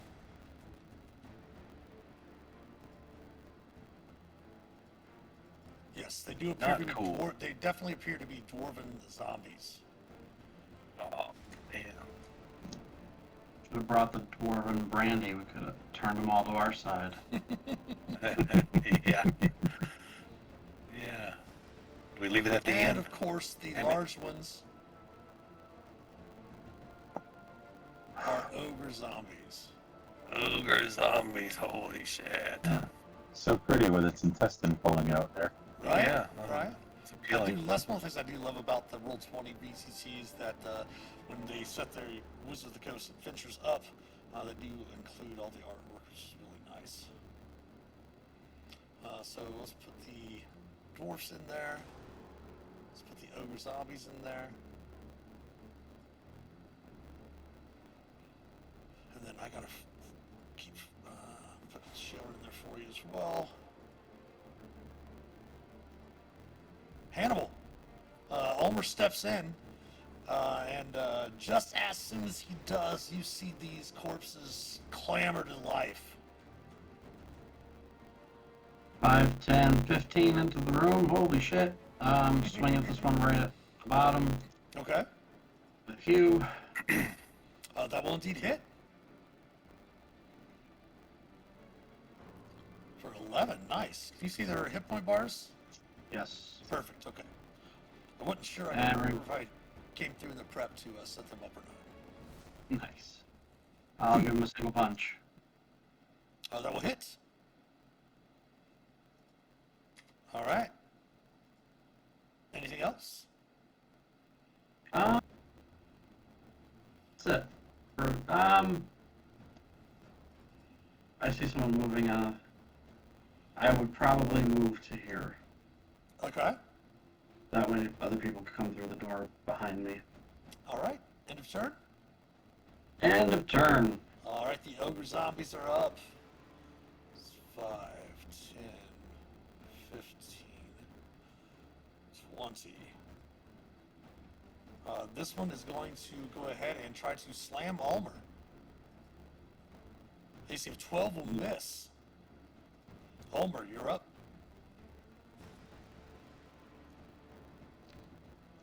Okay. Get away from me. Oh, he's going to cast Thunder Wave. 15-foot cube. Thunder Wave. That's just going to hit the single ogre zombie. Yeah. From that, so it's going to attempt its con save. It will make its con save and it will take 6 thunder. However, as you cast Thunder Wave, the sound of Thunder Wave echoes throughout the chambers and halls of the Wave Echo Cavern, almost seeming louder than when you cast it before, as the thunderous roar will go out at least 300-foot distance. Olmor says, "There's that wave echo." As he says, "Yeah, here we go." And his bonus action, he goes into rage. All right. The zombies are up next. This zombie is going to move over here. The dwarf zombies, I should say. This one's going to move here. This one's going to move 20 feet over to here. This one's going to move 5, 10, 15, 20 to there. 5, 10, 15, 20 to there. And the viewers, if you're wondering why the zombies aren't using their action dash, I am a big firm believer in George Romero zombies. They do not run, they shamble. So we do have one on Ulmer. Attempting a slam. Ooh! Hitting you for just 1 point of damage since you are raging. And then there are 3 on your monk. Missing, and then missing. Nice. Felix, Look out my chest hair. you're up.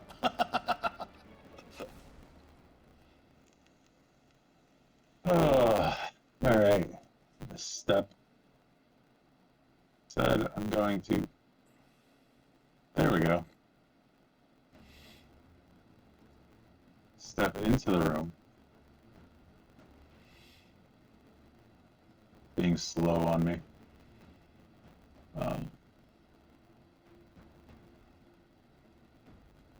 I'm going to cast Rhymes Binding Ice.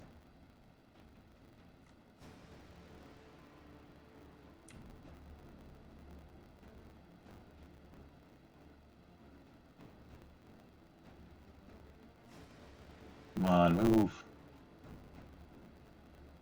Is it stuck in the wall? Yeah, it's stuck in the hole or in the wall.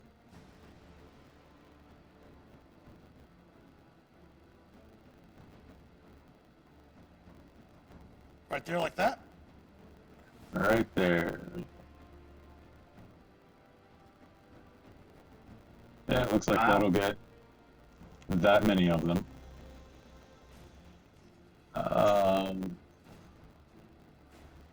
Let's pop that in the chat. Burst of cold energy emanates 30-foot cone. Let's make a Constitution saving throw. Or it takes 3d8 cold damage. All right, go ahead and And roll then- your 3d8 damage. Actually, let's do this. I want to help you out with your character sheet. Let's go ahead and, that way we don't have, whenever you cast rhymes, we don't have to have you roll damage separately. Plus, as we mentioned multiple times, we like to use these streams as learning for Roll20 as well, and for D&D in general. So we'll go to your character sheet. You should be able to see me, if you open your character sheet, you should be able to see me do this live on your character sheet, Felix. Okay, So, it's open. Okay, so what we'll do is we'll go to spells. We go to Rhymes Binding Ice. So what we'll do is we'll click on the information button, the little eye, which will give us the information there. Then we'll click on the gear icon beside that. What we'll do is we'll scroll down. It is going to be an attack. What we're going to do is we're going to actually make it, instead of a spell card, it's going to be an attack. So put the description on. So now when you cast the spell, just instead of clicking it, the little chat bubble, you can actually click the spell itself, and it should bring it up as a spell attack in the chat with tells us what everything does, right? Because sometimes they'll come up as a spell card, sometimes they'll come up as an attack. If you hit the bubble, it'll come up just as the spell card, basically telling you what the spell does. Okay. Yeah. All right, so we've got it at DC 13, and it is going to be for 11 cold, and it is a con save, correct? Yep, con save. That is correct. Save.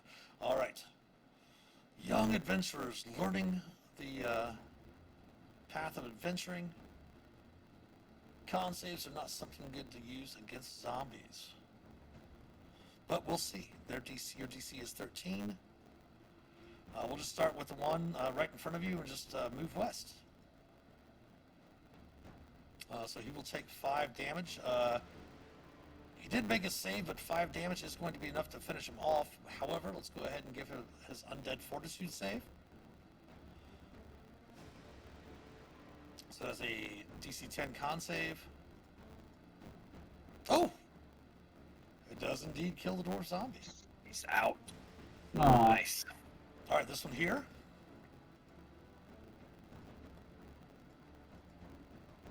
He's going to make his save, taking 5 cold. And will be unhindered by the ice. Attempting this one's con save. He's going to make his save, but will not be hindered by the ice. The one right beside Hannibal.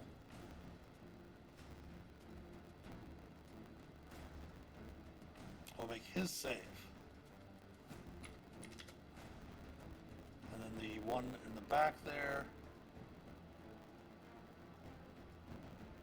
will fail his save. yeah, I got one. And he will be Finally. hit by the ice. And then finally the ogre zombie in the back. Yes. Will fail. Nice. And will be hindered by the ice. Alright. We'll go ahead and take the Ryan's Binding Ice off of there.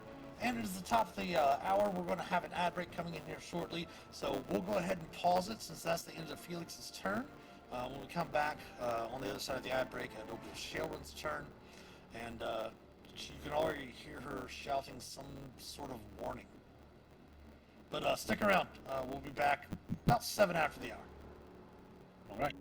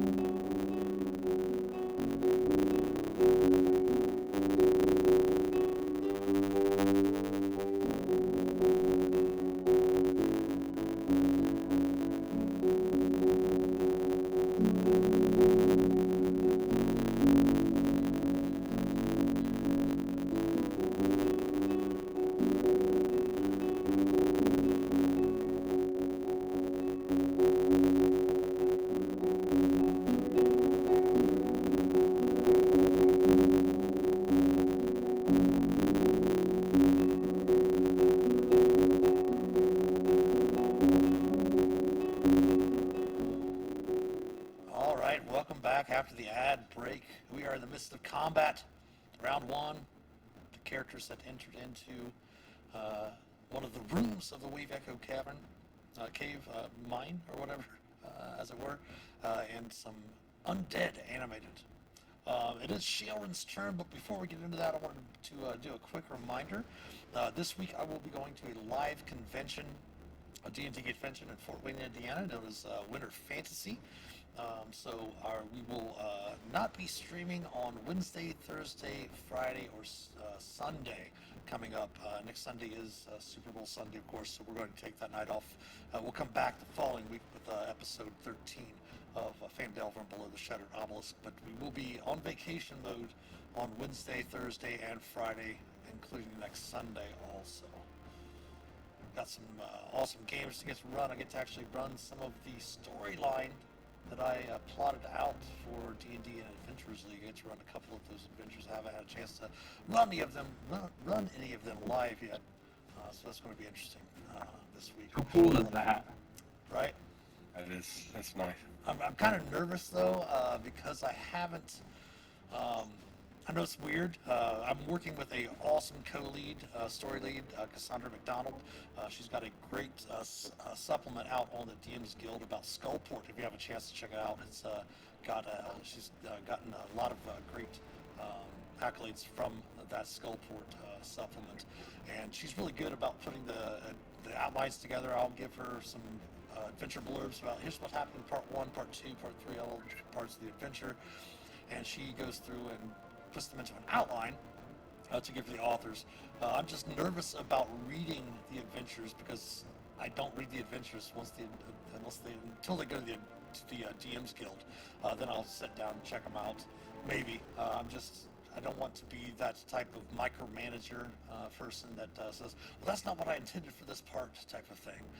So she's been really, really good about keeping the storyline, the intent of the storyline going. So these two adventures we're doing, one's called Subtlety of Subterfuge, and then the other one's called Lonely as the Night that I'll be running.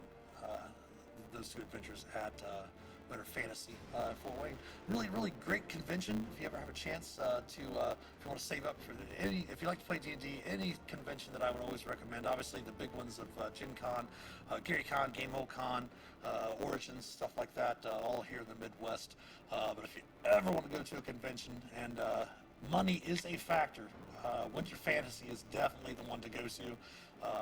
Fort Wayne is a very beautiful city, and it's also really inexpensive. There's lots of places around downtown to eat, and the hotels are literally connected to the convention center, very similar to the convention center down in Indy for Gen Con, so that's something to think about.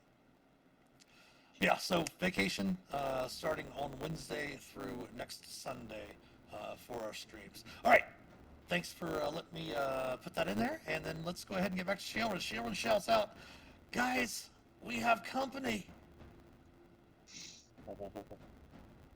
And you can hear Ulmer and Felix. Let's see, passive perceptions of 10 and 11. You do hear pounding on this door from behind where you initially went to check out. Felix went to investigate, and then were pulled over this other door. And Sheldon is going to try to help out. She is going to step in here, and she is going to go ahead and use her action to throw up her Twilight Sanctuary. So let me put that up for you all. Yeah, we may need it. Yeah, not looking good. We may need it. Then as a bonus action, she is going to go ahead and she's going to go ahead and summon a spiritual weapon. Oh, nice. A big boot. Boot mask. Hers actually tends to look like a halberd. Yeah. She's going to put that right there in front of Felix. And then she is going to cast her spiritual weapon. Will hit the zombie to the north, right here.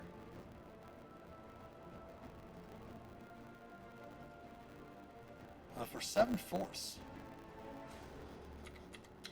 and you see her then turn Felix and, well, actually Felix, since he's right there. She turns and you see her brandish her sword and pull out the shield, and kind of takes a step towards the door, preparing for what's coming on the other side. At the top of the round,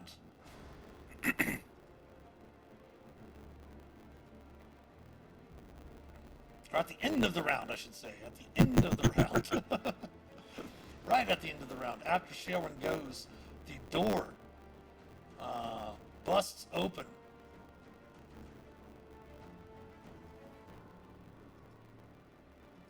And ghouls begin moving out to engage her. Oh, great.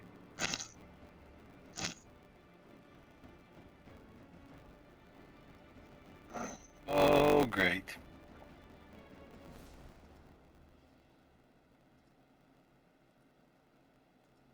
Okay.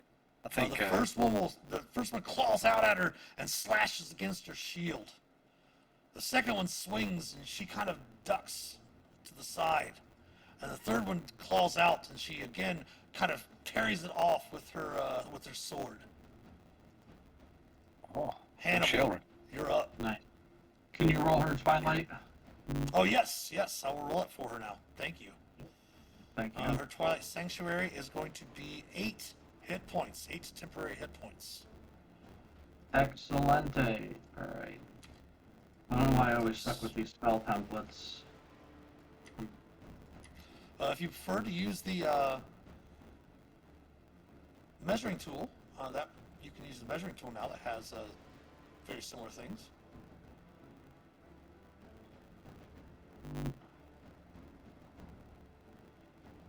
Yeah, it's nice how they updated the measuring Yeah, tool and a yeah. few of the other little options.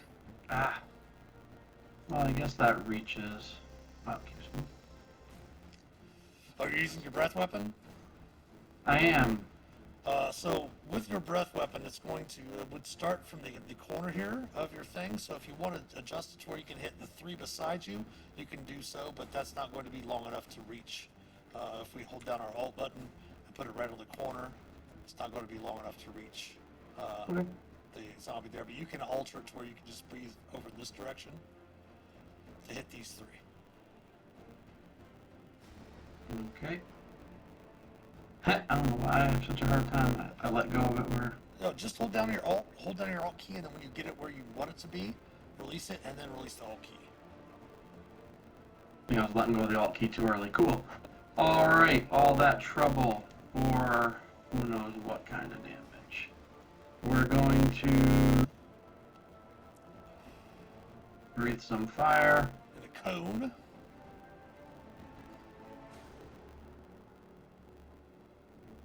They've got. Who rolls my martial arts die, which is D4. Depressing. Oh, it's horrible. Dex saves. All right. So I can. And your DC is a 14. Yes, sir.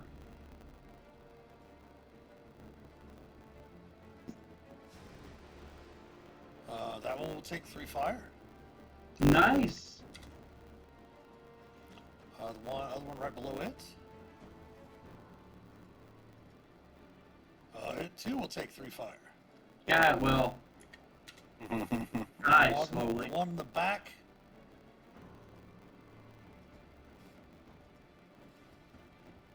Ah, Will actually pull out your description of Rhymes Binding Ice again, please, for me. And we'll see if that affects its dex saves. Oh, there it is. Take care, Zardal. Thank you for stopping by this Sunday.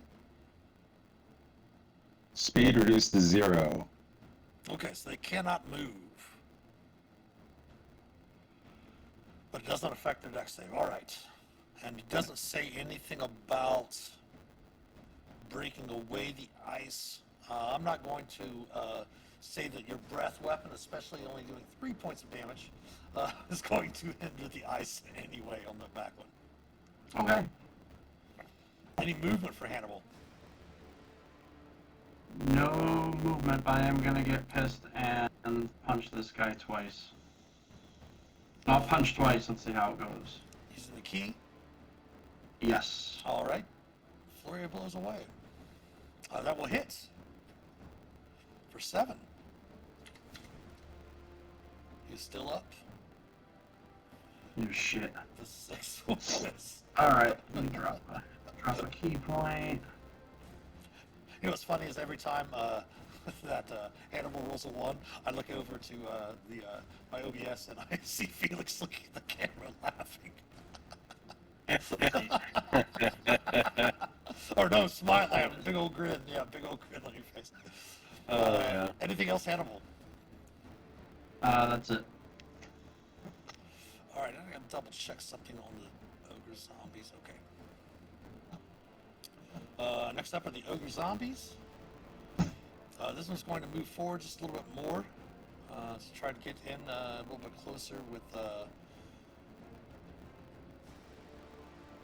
Ulmer. And then let's see, 5, 10, 15, 20. It's not really going to be enough. So this one's going to kind of move. Actually, it cannot move at all. It's going to use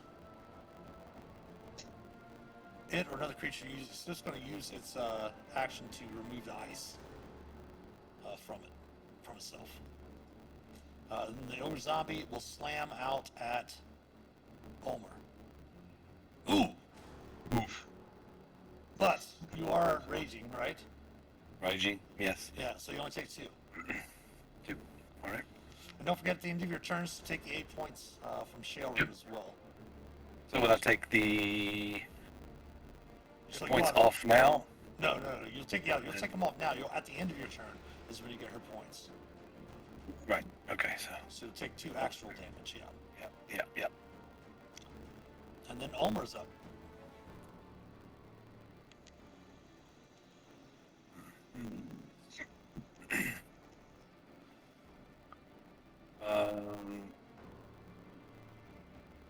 Raging.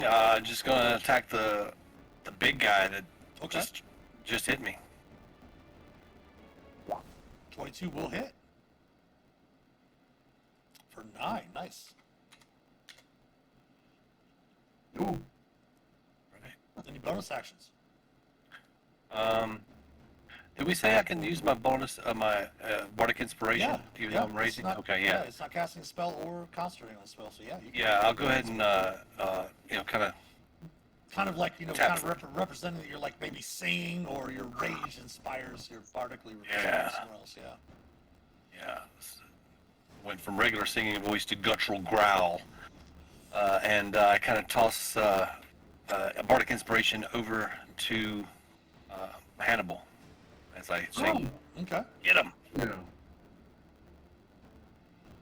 All right. The dwarf zombies are up. This dwarf zombie is going to move down here.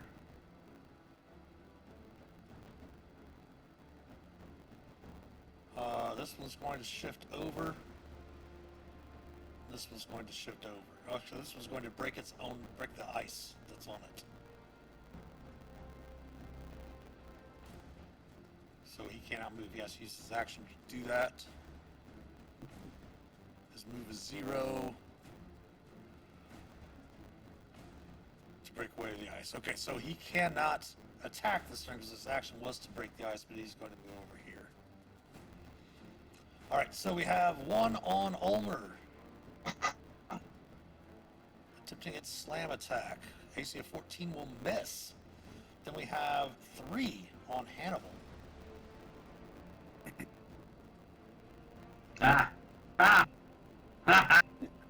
All miss. Felix, you are up.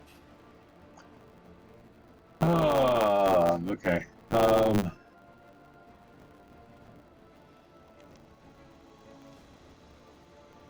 gonna cast Mind Sliver on this one here. Okay.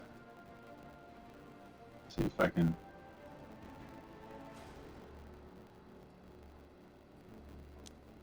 Oh.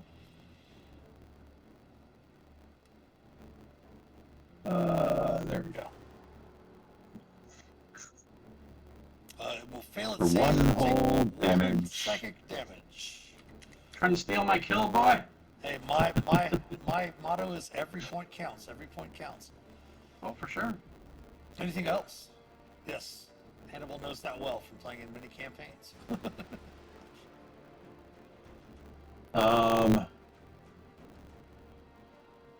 There's more of them in here than out there, so I think for right now I'm gonna stand where I am. All right. Sheldon is up. Don't forget to take your 8 temporaries there, Felix. Yep. She is going to say, sorry boys, I got my hands full out here. And as her bonus action, she is going to move her spiritual weapon 20 feet over here. She's going to attack the one to the north of her with her spiritual weapon.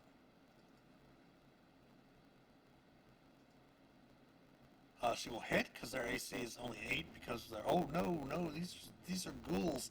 That will miss. No, you said it. You can't take it back. No backsies. No backsies. She is going to have to quickly think, as the DM is going to have to see if he can help save your cleric NPC.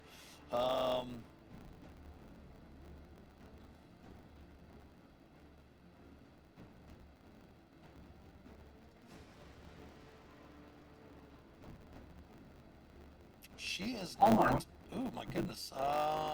She's going to try to attack the one to the north with her, with the moon touch. Actually, no, she's going to do what Ulmer did earlier. She's going to take some inspiration from her companion and cast Fairy Fire. Very nice. She's going to obviously catch herself as well as the ghouls in the Fairy Fire, so we'll attempt her dexterity saving throw against her DC of 13 first.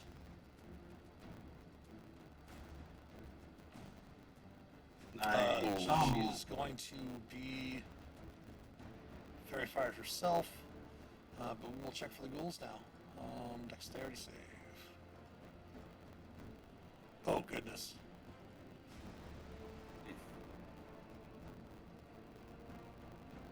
That one's Fairy Fired. And the last one.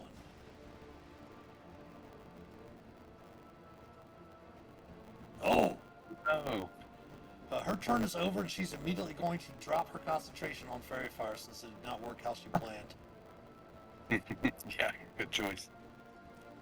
Go, Sheldon. Get in here. The ghouls are up next. Well, on Which roll? the bright side, oh yeah, I'll roll the extra hit points in a second. But on the bright side, she cannot be paralyzed by them, right? Yeah. Good point. Yes. Zero hit point paralyzed. And if anything else, she's at least holding them off, right? Yeah. So her Twilight Sanctuary this time around is 9. Good call, because that does give her an extra temporary hit point. Every point counts. Every point counts, exactly. All right, the ghouls are up then. They're going to take their 3 claw attacks at her. Missing horribly, and missing again. Look at that. Awesome. Round 4, Hannibal, you're up. She's like, don't worry guys, I got this. Alright, the one to my north, I'm gonna hew. And I'm going to use my Bardic D6 to make it maybe hit better. Oh, nice. Oh, which one? The one to my north. To your north, okay. That will hit. Doing 10 slashing. Very nice. Ah, Oh, so close. All the viewers can see the hit points. I can't flow before you. getting a punch. That will hit. All right, so it's got a DC 9 con save.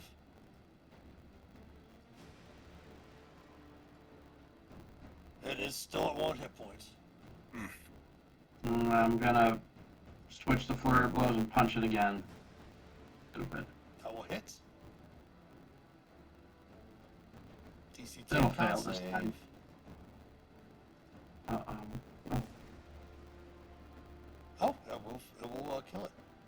Got it. Yay! Yes. Can we drop a key point? I don't think any movement. Yeah, not movement without provoking. Yeah, I'm good. All right. The ogre zombies are up. This one says, oh, look, convenient. Moves into position here on Ulmer first. One bludgeoning Ulmer. And Okay. against Hannibal. Missing Hannibal. Don't forget to take that off of your temporary hit points first. Yes. Hannibal, you go up to 9 temporary. And Ulmer, Thank you're you. up.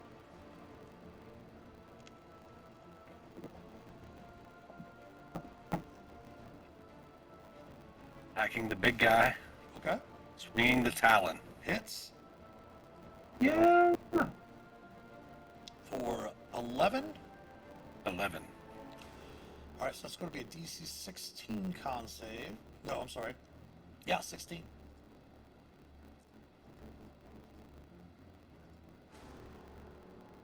We'll make it. It's still at 1. Okay. Punch it! I punch it. The dwarf zombies are up. There are 3 on Hannibal and 1 on Ulmer. Ulmer first. Missing. Hannibal, 3 of them. 3 bludgeoning. And missing. You can Beautiful. take that off of your temporaries. Yes, sir. Felix, you are up. Alright, I'm gonna hit this one. Okay.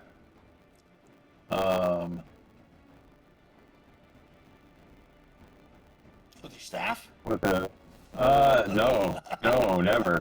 Never. Never, he says. Never. Never. That's gonna be able to chill touch. Oh, that's an That's 11. a hit. Yep. That's 5 necrotic.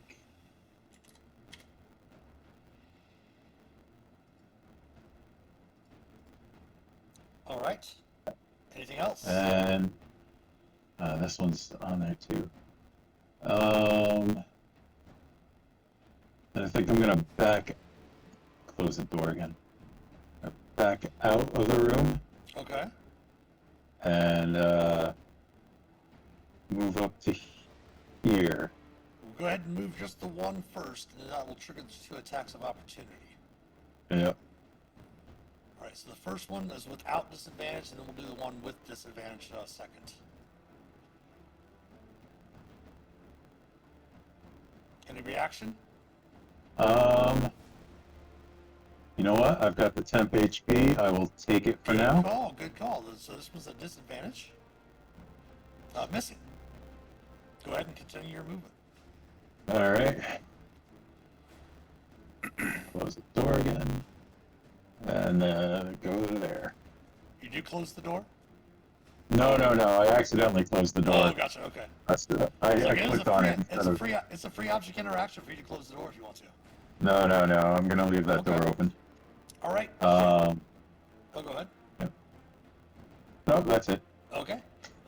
Sherwin's gonna say, "Ah, God damn it!" She's gonna pull out her holy symbol, and she's going to turn undead Oh, yes. I was waiting for that one. on the. It is within 30 feet of her. And her DC is a 13, so we're gonna first go with the ghouls that are around her first. So, wisdom save. That one is going to fail. It is going to be turned. We're going to put yellow markers on these that are turned. The next one. That one's going to succeed. This one.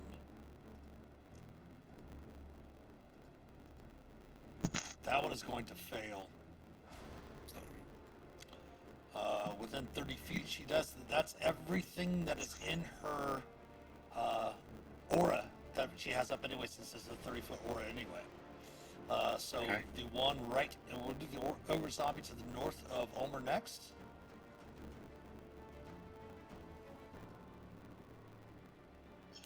wait, nope. No, she can't do that. My apologies. She only has one channel divinity right now, and she's giving you all temporary hit points right now at the moment. So I have to change she stuff only around had there. one. My apologies. Yes, my apologies. She's going to go ahead and do her spiritual weapon on the one to the north of her. Missing again. Oh my gosh. And then she's going to go ahead and moon touch longsword that one as well. Missing as well. The ghouls are up at the end of her turn. Let's see if we get any more Twilight Sanctuary hit points. Nope, still stays up to 7 if you're below 7. But if you're above, obviously still stay where you're at. The ghouls are up. Let's go with 3 claw attacks on her. First one will miss. Second one will miss. And the third one will miss. She's standing her own ground. She's not doing anything to him. But she's definitely standing holding the ground there. So Cannibal, you're up.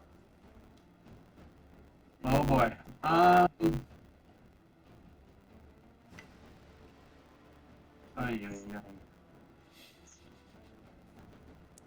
guess I'm gonna hew at the weakest one. Okay. That's going to hit.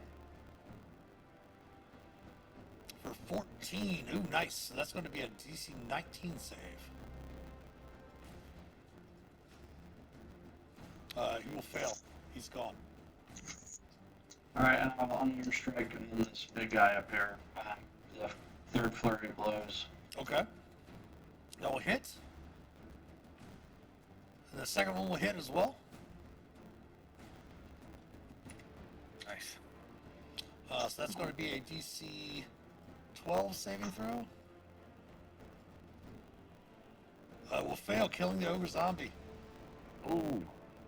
Awesome. I'll just move up one to see if I can see what's going on out in the... Oh, there we go. That's it, and I'll up my temporary to 7. 9. And that's Hannibal. Go ahead and make sure to make it 7 to 7.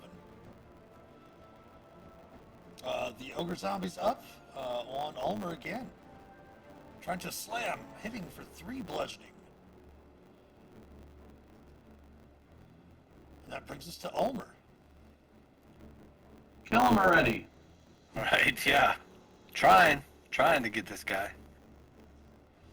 Right, swinging at the ogre zombie for 25. Oh, that will hit. Take for 9. So that would be a DC 14 con save. Oh, He's still at 1 hit point. heal up. Oh, I spit in his eye and getting ready for the next one. All right. He spit in his eye and it hits him in the eye, and then you see a little bit of the guck coming out from his intestines sticking out, kind of splashes you in the face. Yeah. The dwarf zombies are up. That's there until the start of Felix's turn, so slam on Ulmer. Will miss with the 13. And then the 2 on Hannibal will both miss. Felix, you're up.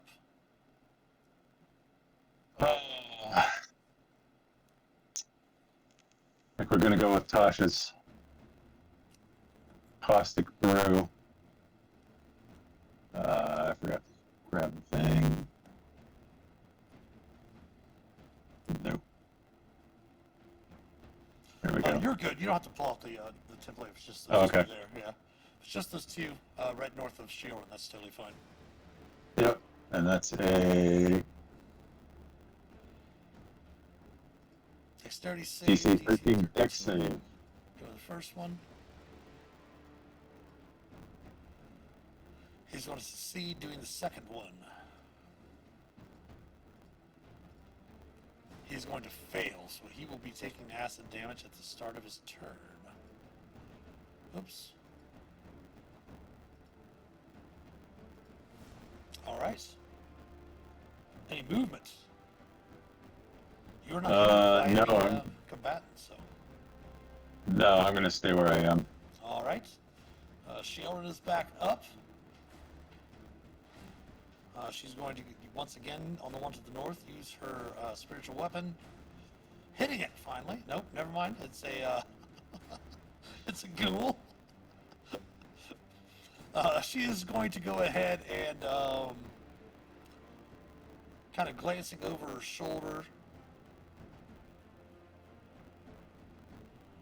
seeing what's going on behind her.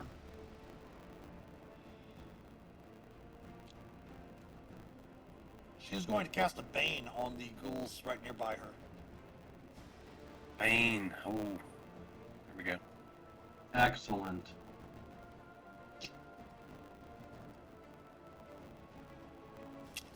Three creatures of her choice.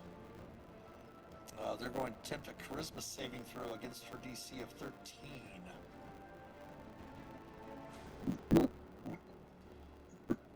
Will fail. That one is baned.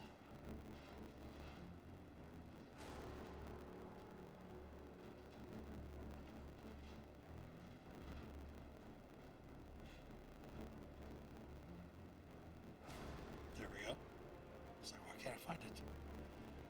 Attempt the charisma save for this one. Oh, that was definitely going to fail. And for the last one.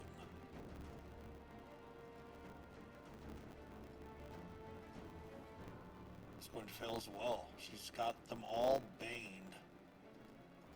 And she's like, I definitely have this now, fellas. You're okay. All right. Good to know. Oh, kill his too. Yeah. Her hit points. See if she can get higher than the 7 last time. She's got the maximum 10. All right. That brings us around to the ghouls. Let me change her temp hit points real quick.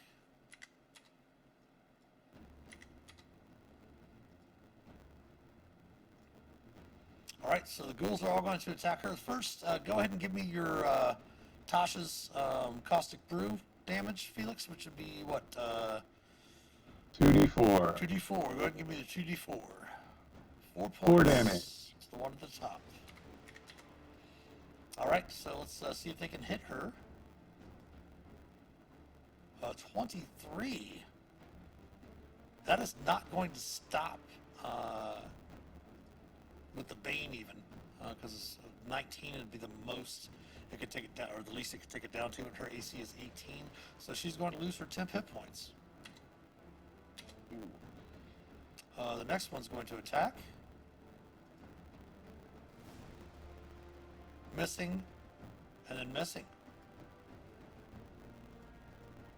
Round 6, Hannibal.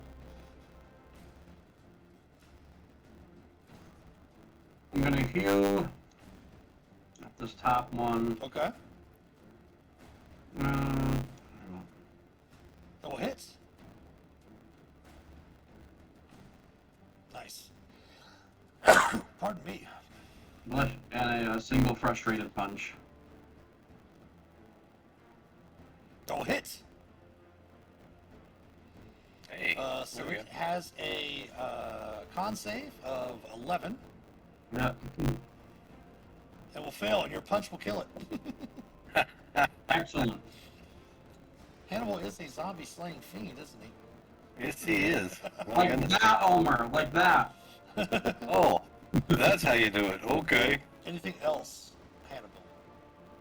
That's it. This relentless ogre zombie will not fall, Omer, and it swings at you with a slam. Hitting. Oh, 1 bludgeoning. Off of, Could've your killed off of your temporary hit points. Yes. Don't forget, Hannibal to go up to 10 temporary hit points. yep. Thank you. Ulmer, you're up.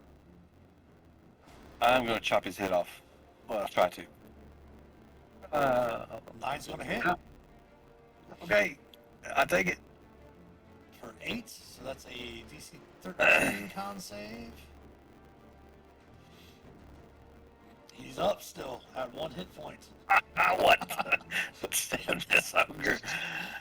Damn this ogre. I'm going to name him Charlie. Too bad you on, have Charlie. a necromancer with you, right? Yeah, exactly. All right. At the end of your turn, go ahead and take yourself up to 10 temporary hit points. All right. doing it. The dwarf zombies are up. This one's no longer got the shield touch on or whatever. So it's going to swing at Ulmer. Missing, and the one on Hannibal. Missing. Felix.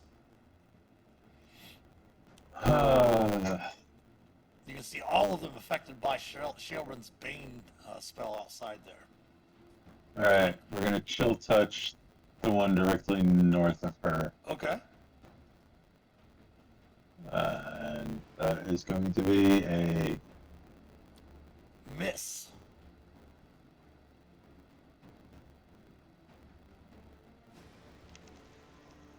alright. The Bane gives an extra D. No, that's. That's on their attacks, yeah. Okay. Yeah, I can show you the spell again, so you have an idea.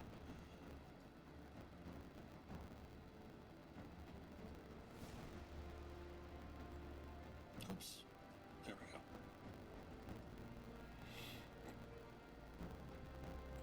go. I should have done the saving throw. Okay. I know better now. No worries. Anything else?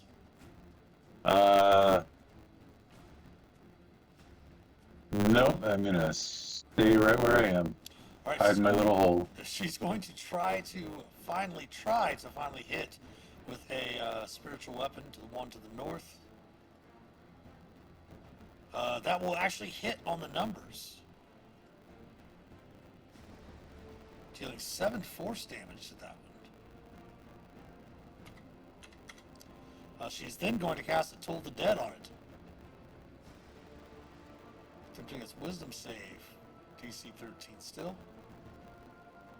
It's going to fail. Oops. Like 1 necrotic damage. Wow.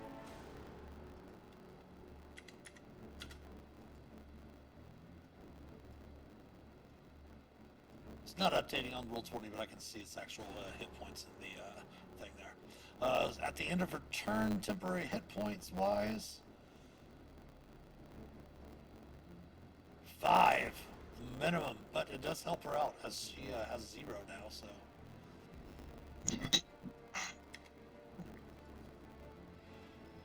the ghouls are up.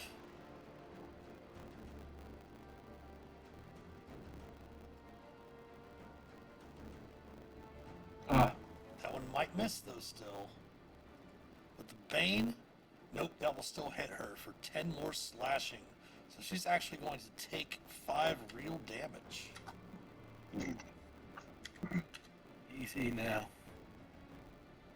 But she does not have to make the save because she is an elf.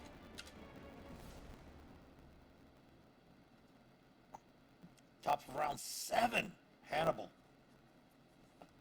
Ulmer, are you done playing around over there? Our girl needs help. Move over here, and I'm gonna swing down. She shuts out, don't gaslight him now, come on. Me and Charlie are playing chess. Ulmer, I'm going to use my DM inspiration on my Hue attack to the south. Okay. No worries. Double hits for 14, holy smokes. It is still up, however. Alright, Oh, did she keep the Bane? Thank you, Tip Delph. That's a very good point. Let's go ahead and make her attempt her con save for that. oh, She does keep the Bane. All right, because it was just a DC 10 check. All right, Damage or DC 10 check. Yes. Good call. Thank you very much, Tip Delph. I appreciate that. keeping us honest. Boo. one punch. That will hit, yes. For 6, so that will give him a con save DC 8. Yeah, he's at 1 hit point still. Sorry, that was actually DC 11. My apologies. But yeah. Alright, I'm gonna let it stand for now. All right. The ogre zombie is up. This zombie will not fall, Ulmer. Tell me about it. It misses. Don't forget, if you're under the 5 temporary hit points, since I didn't put that in there properly for her, you are up to 5 temp hit points. She lost all that because she got hit. Okay. Oh, Okay, so it goes to 5 now? yeah, if you're over 5, you're fine. Yeah, yeah. Okay. All right. Omar has decided he doesn't want to play dragon chess with this ogre zombie anymore. Okay. He feels like he's just outmatched, you know. The zombie is just not in his league. So he attacks once again with the long sword, critting, and This is the one to the west of you? no, this is ogre zombie. He's Oh, just okay. trying to finish him off. Yeah. It's dead. You crit it. Oh. It's dead. It dies from Okay. from a crit damage. Yeah. Okay. Cool. Critical hit or Also, radiant damage. finally, yes. Also, I also have this. I haven't really used it much. When I get a critical hit, not that it counts right now, but I get to roll weapons damage dice one additional time. Mm-hmm. It's cool. Yeah, I hadn't really had to utilize that yet. Okay. Yeah. Charlie's I will, gone. Yep, Charlie's gone. I'll move down here and oh yeah, look at them out there. Okay. Enter. Finally got to see outside. Mm-hmm. So the one to the north of Ulmer, the slam, AC of 14 will miss. The one to the south of Hannibal, missing as well. Felix, back around to you. These All right, ghouls let's- have not taken any. Well, actually, this one has taken damage, and this one has taken damage. Just not updating it on the my roll20 screen. I might update them on yours. It looks like it's down a little bit more than, or a little bit less than halfway, I think. But so that one there, we're gonna do a mind sliver. I All hope right. it fails. Attempting its intelligence saving throw is going to fail, taking a point of psychic damage. 1 damage, huh? 1? One. Yep, one. One big Every, point of every damage counts. Oh yeah, that's right. Every point counts. You are correct. Anything else? Nope. All right. She is going to attempt a Toll the Dead to the one to the north. Attempting its wisdom save. It's going to Yeah. fail that. Getting 8 necrotic this time. Nice. And then swing her spiritual weapon, which will Finally. hit as well. Dealing 4 force, leaving the creature at 1 hit point. At the end of her turn, her Twilight Sanctuary will give 5 hit points. Give her 5 temporary hit points. That's what she needed last round. All right. Well, the ghouls are up. Please give me 2d4 if you would, Felix, for the one that still has the acid on them. Ooh, 6. nice. Yeah. All right. That's the way to do it.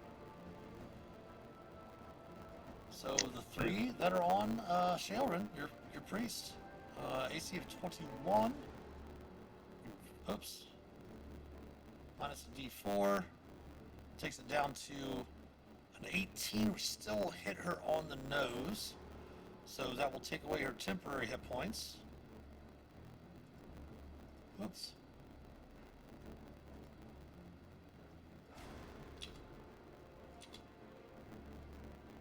And then she will take 1 regular point of damage.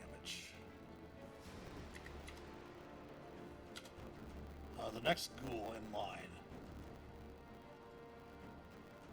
Oof. That's going to hit regardless, so 7 actual damage. And then the final one. Ooh. Oh, And the Bane still causes it to hit for another 6 slashing on her.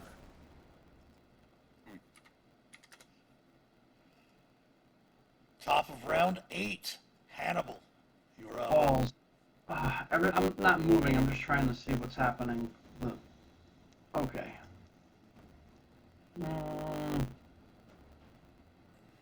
Kind of feels like a waste. I'm gonna heal with the one to the south.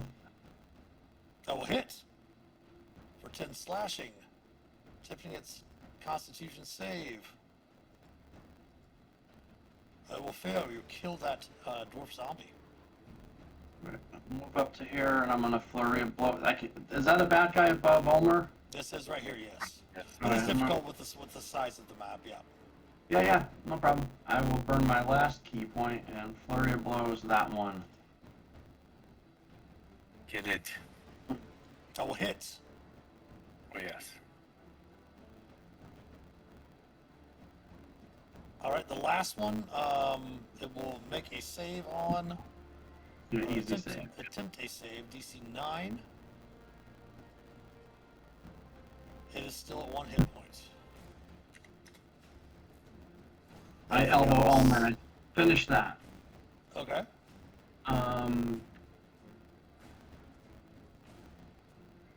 You only use 10 feet of movement so far. Actually, not even that much. You only use 5 feet of movement. This is helping me make up my mind. I'll stay put. All right, Ulmer. Attacking. That will hit.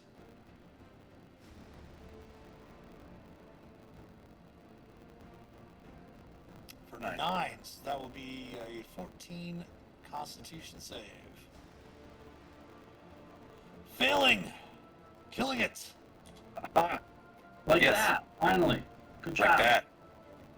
Good job. Oh, right. Movement, So with- Ulmer.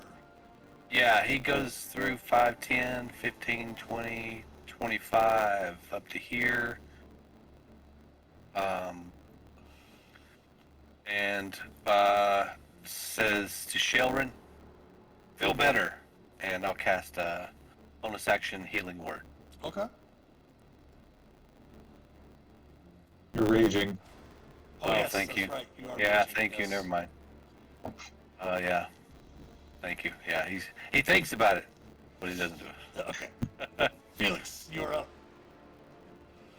Amazing. Do another mind sliver on this one right here, the one right in front of Ulmer. Well, shoot. Hold on a second. Before you cast that, okay.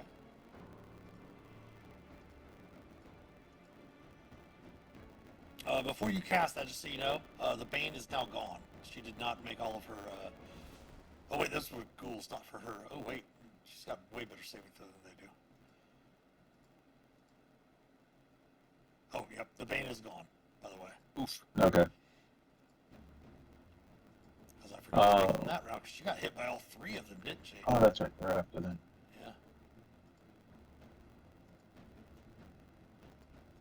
Which is good because none of them actually. Yep. Okay, mine's All still on right. that You know one. what? You know what? No, I'm gonna go with chill touch instead. I was gonna say this one does still have your Tasha's on it. I Mind failed. sliver. Okay. This one's got the Tasha's on it. The one that has the acid. The one in the back. No, yeah, this one Yeah. has the acid on, but this one has the Tasha's mind sliver from last round. Oh, okay. What does? What's that do? I forget. It gives it a minus a D4 to its next save. Oh, okay. Then yeah, let's do the mind sliver then. Yes, there you go. Gotcha. Okay. So attempting its intelligence save with a minus D4, even though the Bane's gone, the mind sliver's still on it. That will fail, killing that ghoul. Excellent.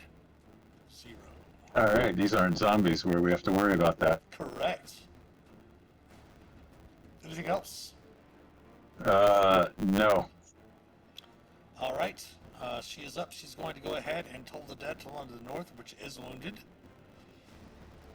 That's going to attempt its saving throw. Wisdom. It will fail. Taking D12 damage of necrotic. She will move her spiritual weapon over here to attack it from behind there. AC of 9 will miss. The ghouls are up. Please give me another D4 or 2D4 acid damage. 5. 5. Works. All right.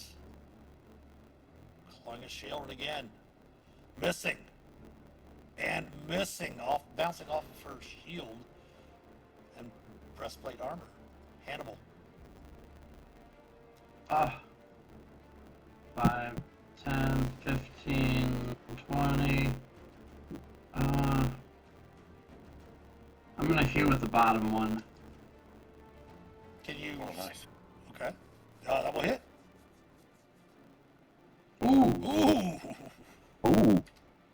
Ooh. Big hit. Nice. No. Punch it.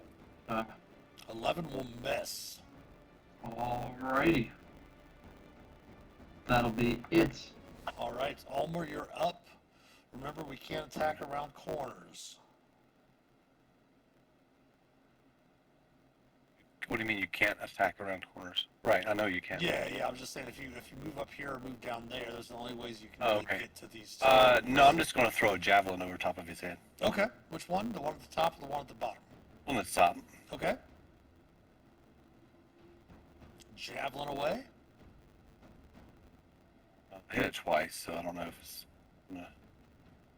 Take a little bit of time to come through. Yeah, macro's not working or something.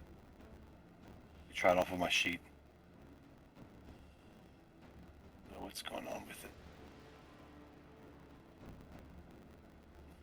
Weird. There we go. Ah. 7 will Oh. miss. Watch it. Well, oh, sorry. Sorry, Hannibal. Oh! Anything else for Ulmer? Yeah. No, he's good. He's just gonna stay there and chuck javelins. Felix. Mind Sliver on this one. Okay. 13 intelligence saving throw. It will fail. So 2 psychic. Got it. Sheilrin is up. She's going to use her spiritual weapon on the one to the north. Finish this. No, go to the one to the south. Missing Never horribly. mind. The one to the north does have the least amount of hit points out of the 2. Right, but the acid will take it. Should take it out in the next round. Then It might. next turn. With your rolls, I'm not sure. And then she is going to go ahead and swing the Moontush Longsword to the one to the south. Ooh, hitting. Nice.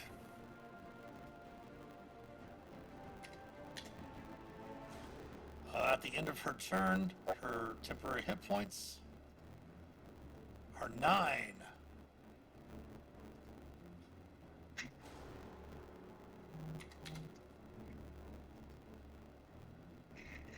There are only 2 ghouls remaining. Go ahead and give me a 2d4 for the one at the top. There you go. All Now we'll right. finish that one off. The one to the south will swing its claws at Sheilrin. Missing horribly. Hannibal, you are up.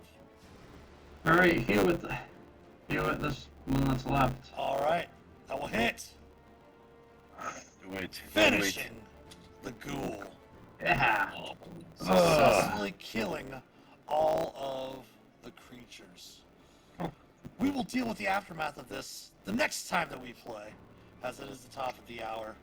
We will be off again, as we mentioned earlier. Next week we will be off with it being Super Bowl Sunday. I'll be coming back from a live convention as well. We'll also be on vacation for Wednesday, Thursday, and Friday this week also. We will be back tomorrow night for our normal stream of Around the Campfire, and then we'll have our chat on Tuesday at 2 p.m. for our Dungeons and Deliberations. Lots of action tonight, gentlemen. Great job. Lots of ghoulies. Yes. Need to be able to do something better about those. So we'll Yeah. leave it right where we're at here. We'll pick it up right after the battle's concluded next week, or the week after next, and go from there. But yeah, so that's going to bring us to the end of the stream. But thank you to all of our supporters, especially our patrons from Patreon. If you'd like to help support the channel, please consider becoming a patron or subbing here on Twitch, twitch.tv/themasterofdungeons. We do love your Prime subs. If you have Amazon Prime, you do get a free monthly sub every month to a channel. The link to our Patreon page as well as our YouTube channel and all of our social media accounts can be found in the About Us section below here on Twitch. Subscribe to us on YouTube if you would. It is free. Like and comment on the videos. Follow us on Facebook. Give us some likes, retweets, all that good stuff. Follow us on Instagram, Twitter as well. Every sub, like, and share helps us immensely. You can also support us by clicking on the About Us section below and join the Master of Dungeons community Discord server where we can help shape an accepting, caring, and inclusive community for Dungeons and Dragons. The merch store is also open. Purchasing something from the merch store will definitely help support the channel. As always, thanks for watching, and take care. Have a great rest of your week, and as always, happy adventuring. We'll see you later. Right. See ya.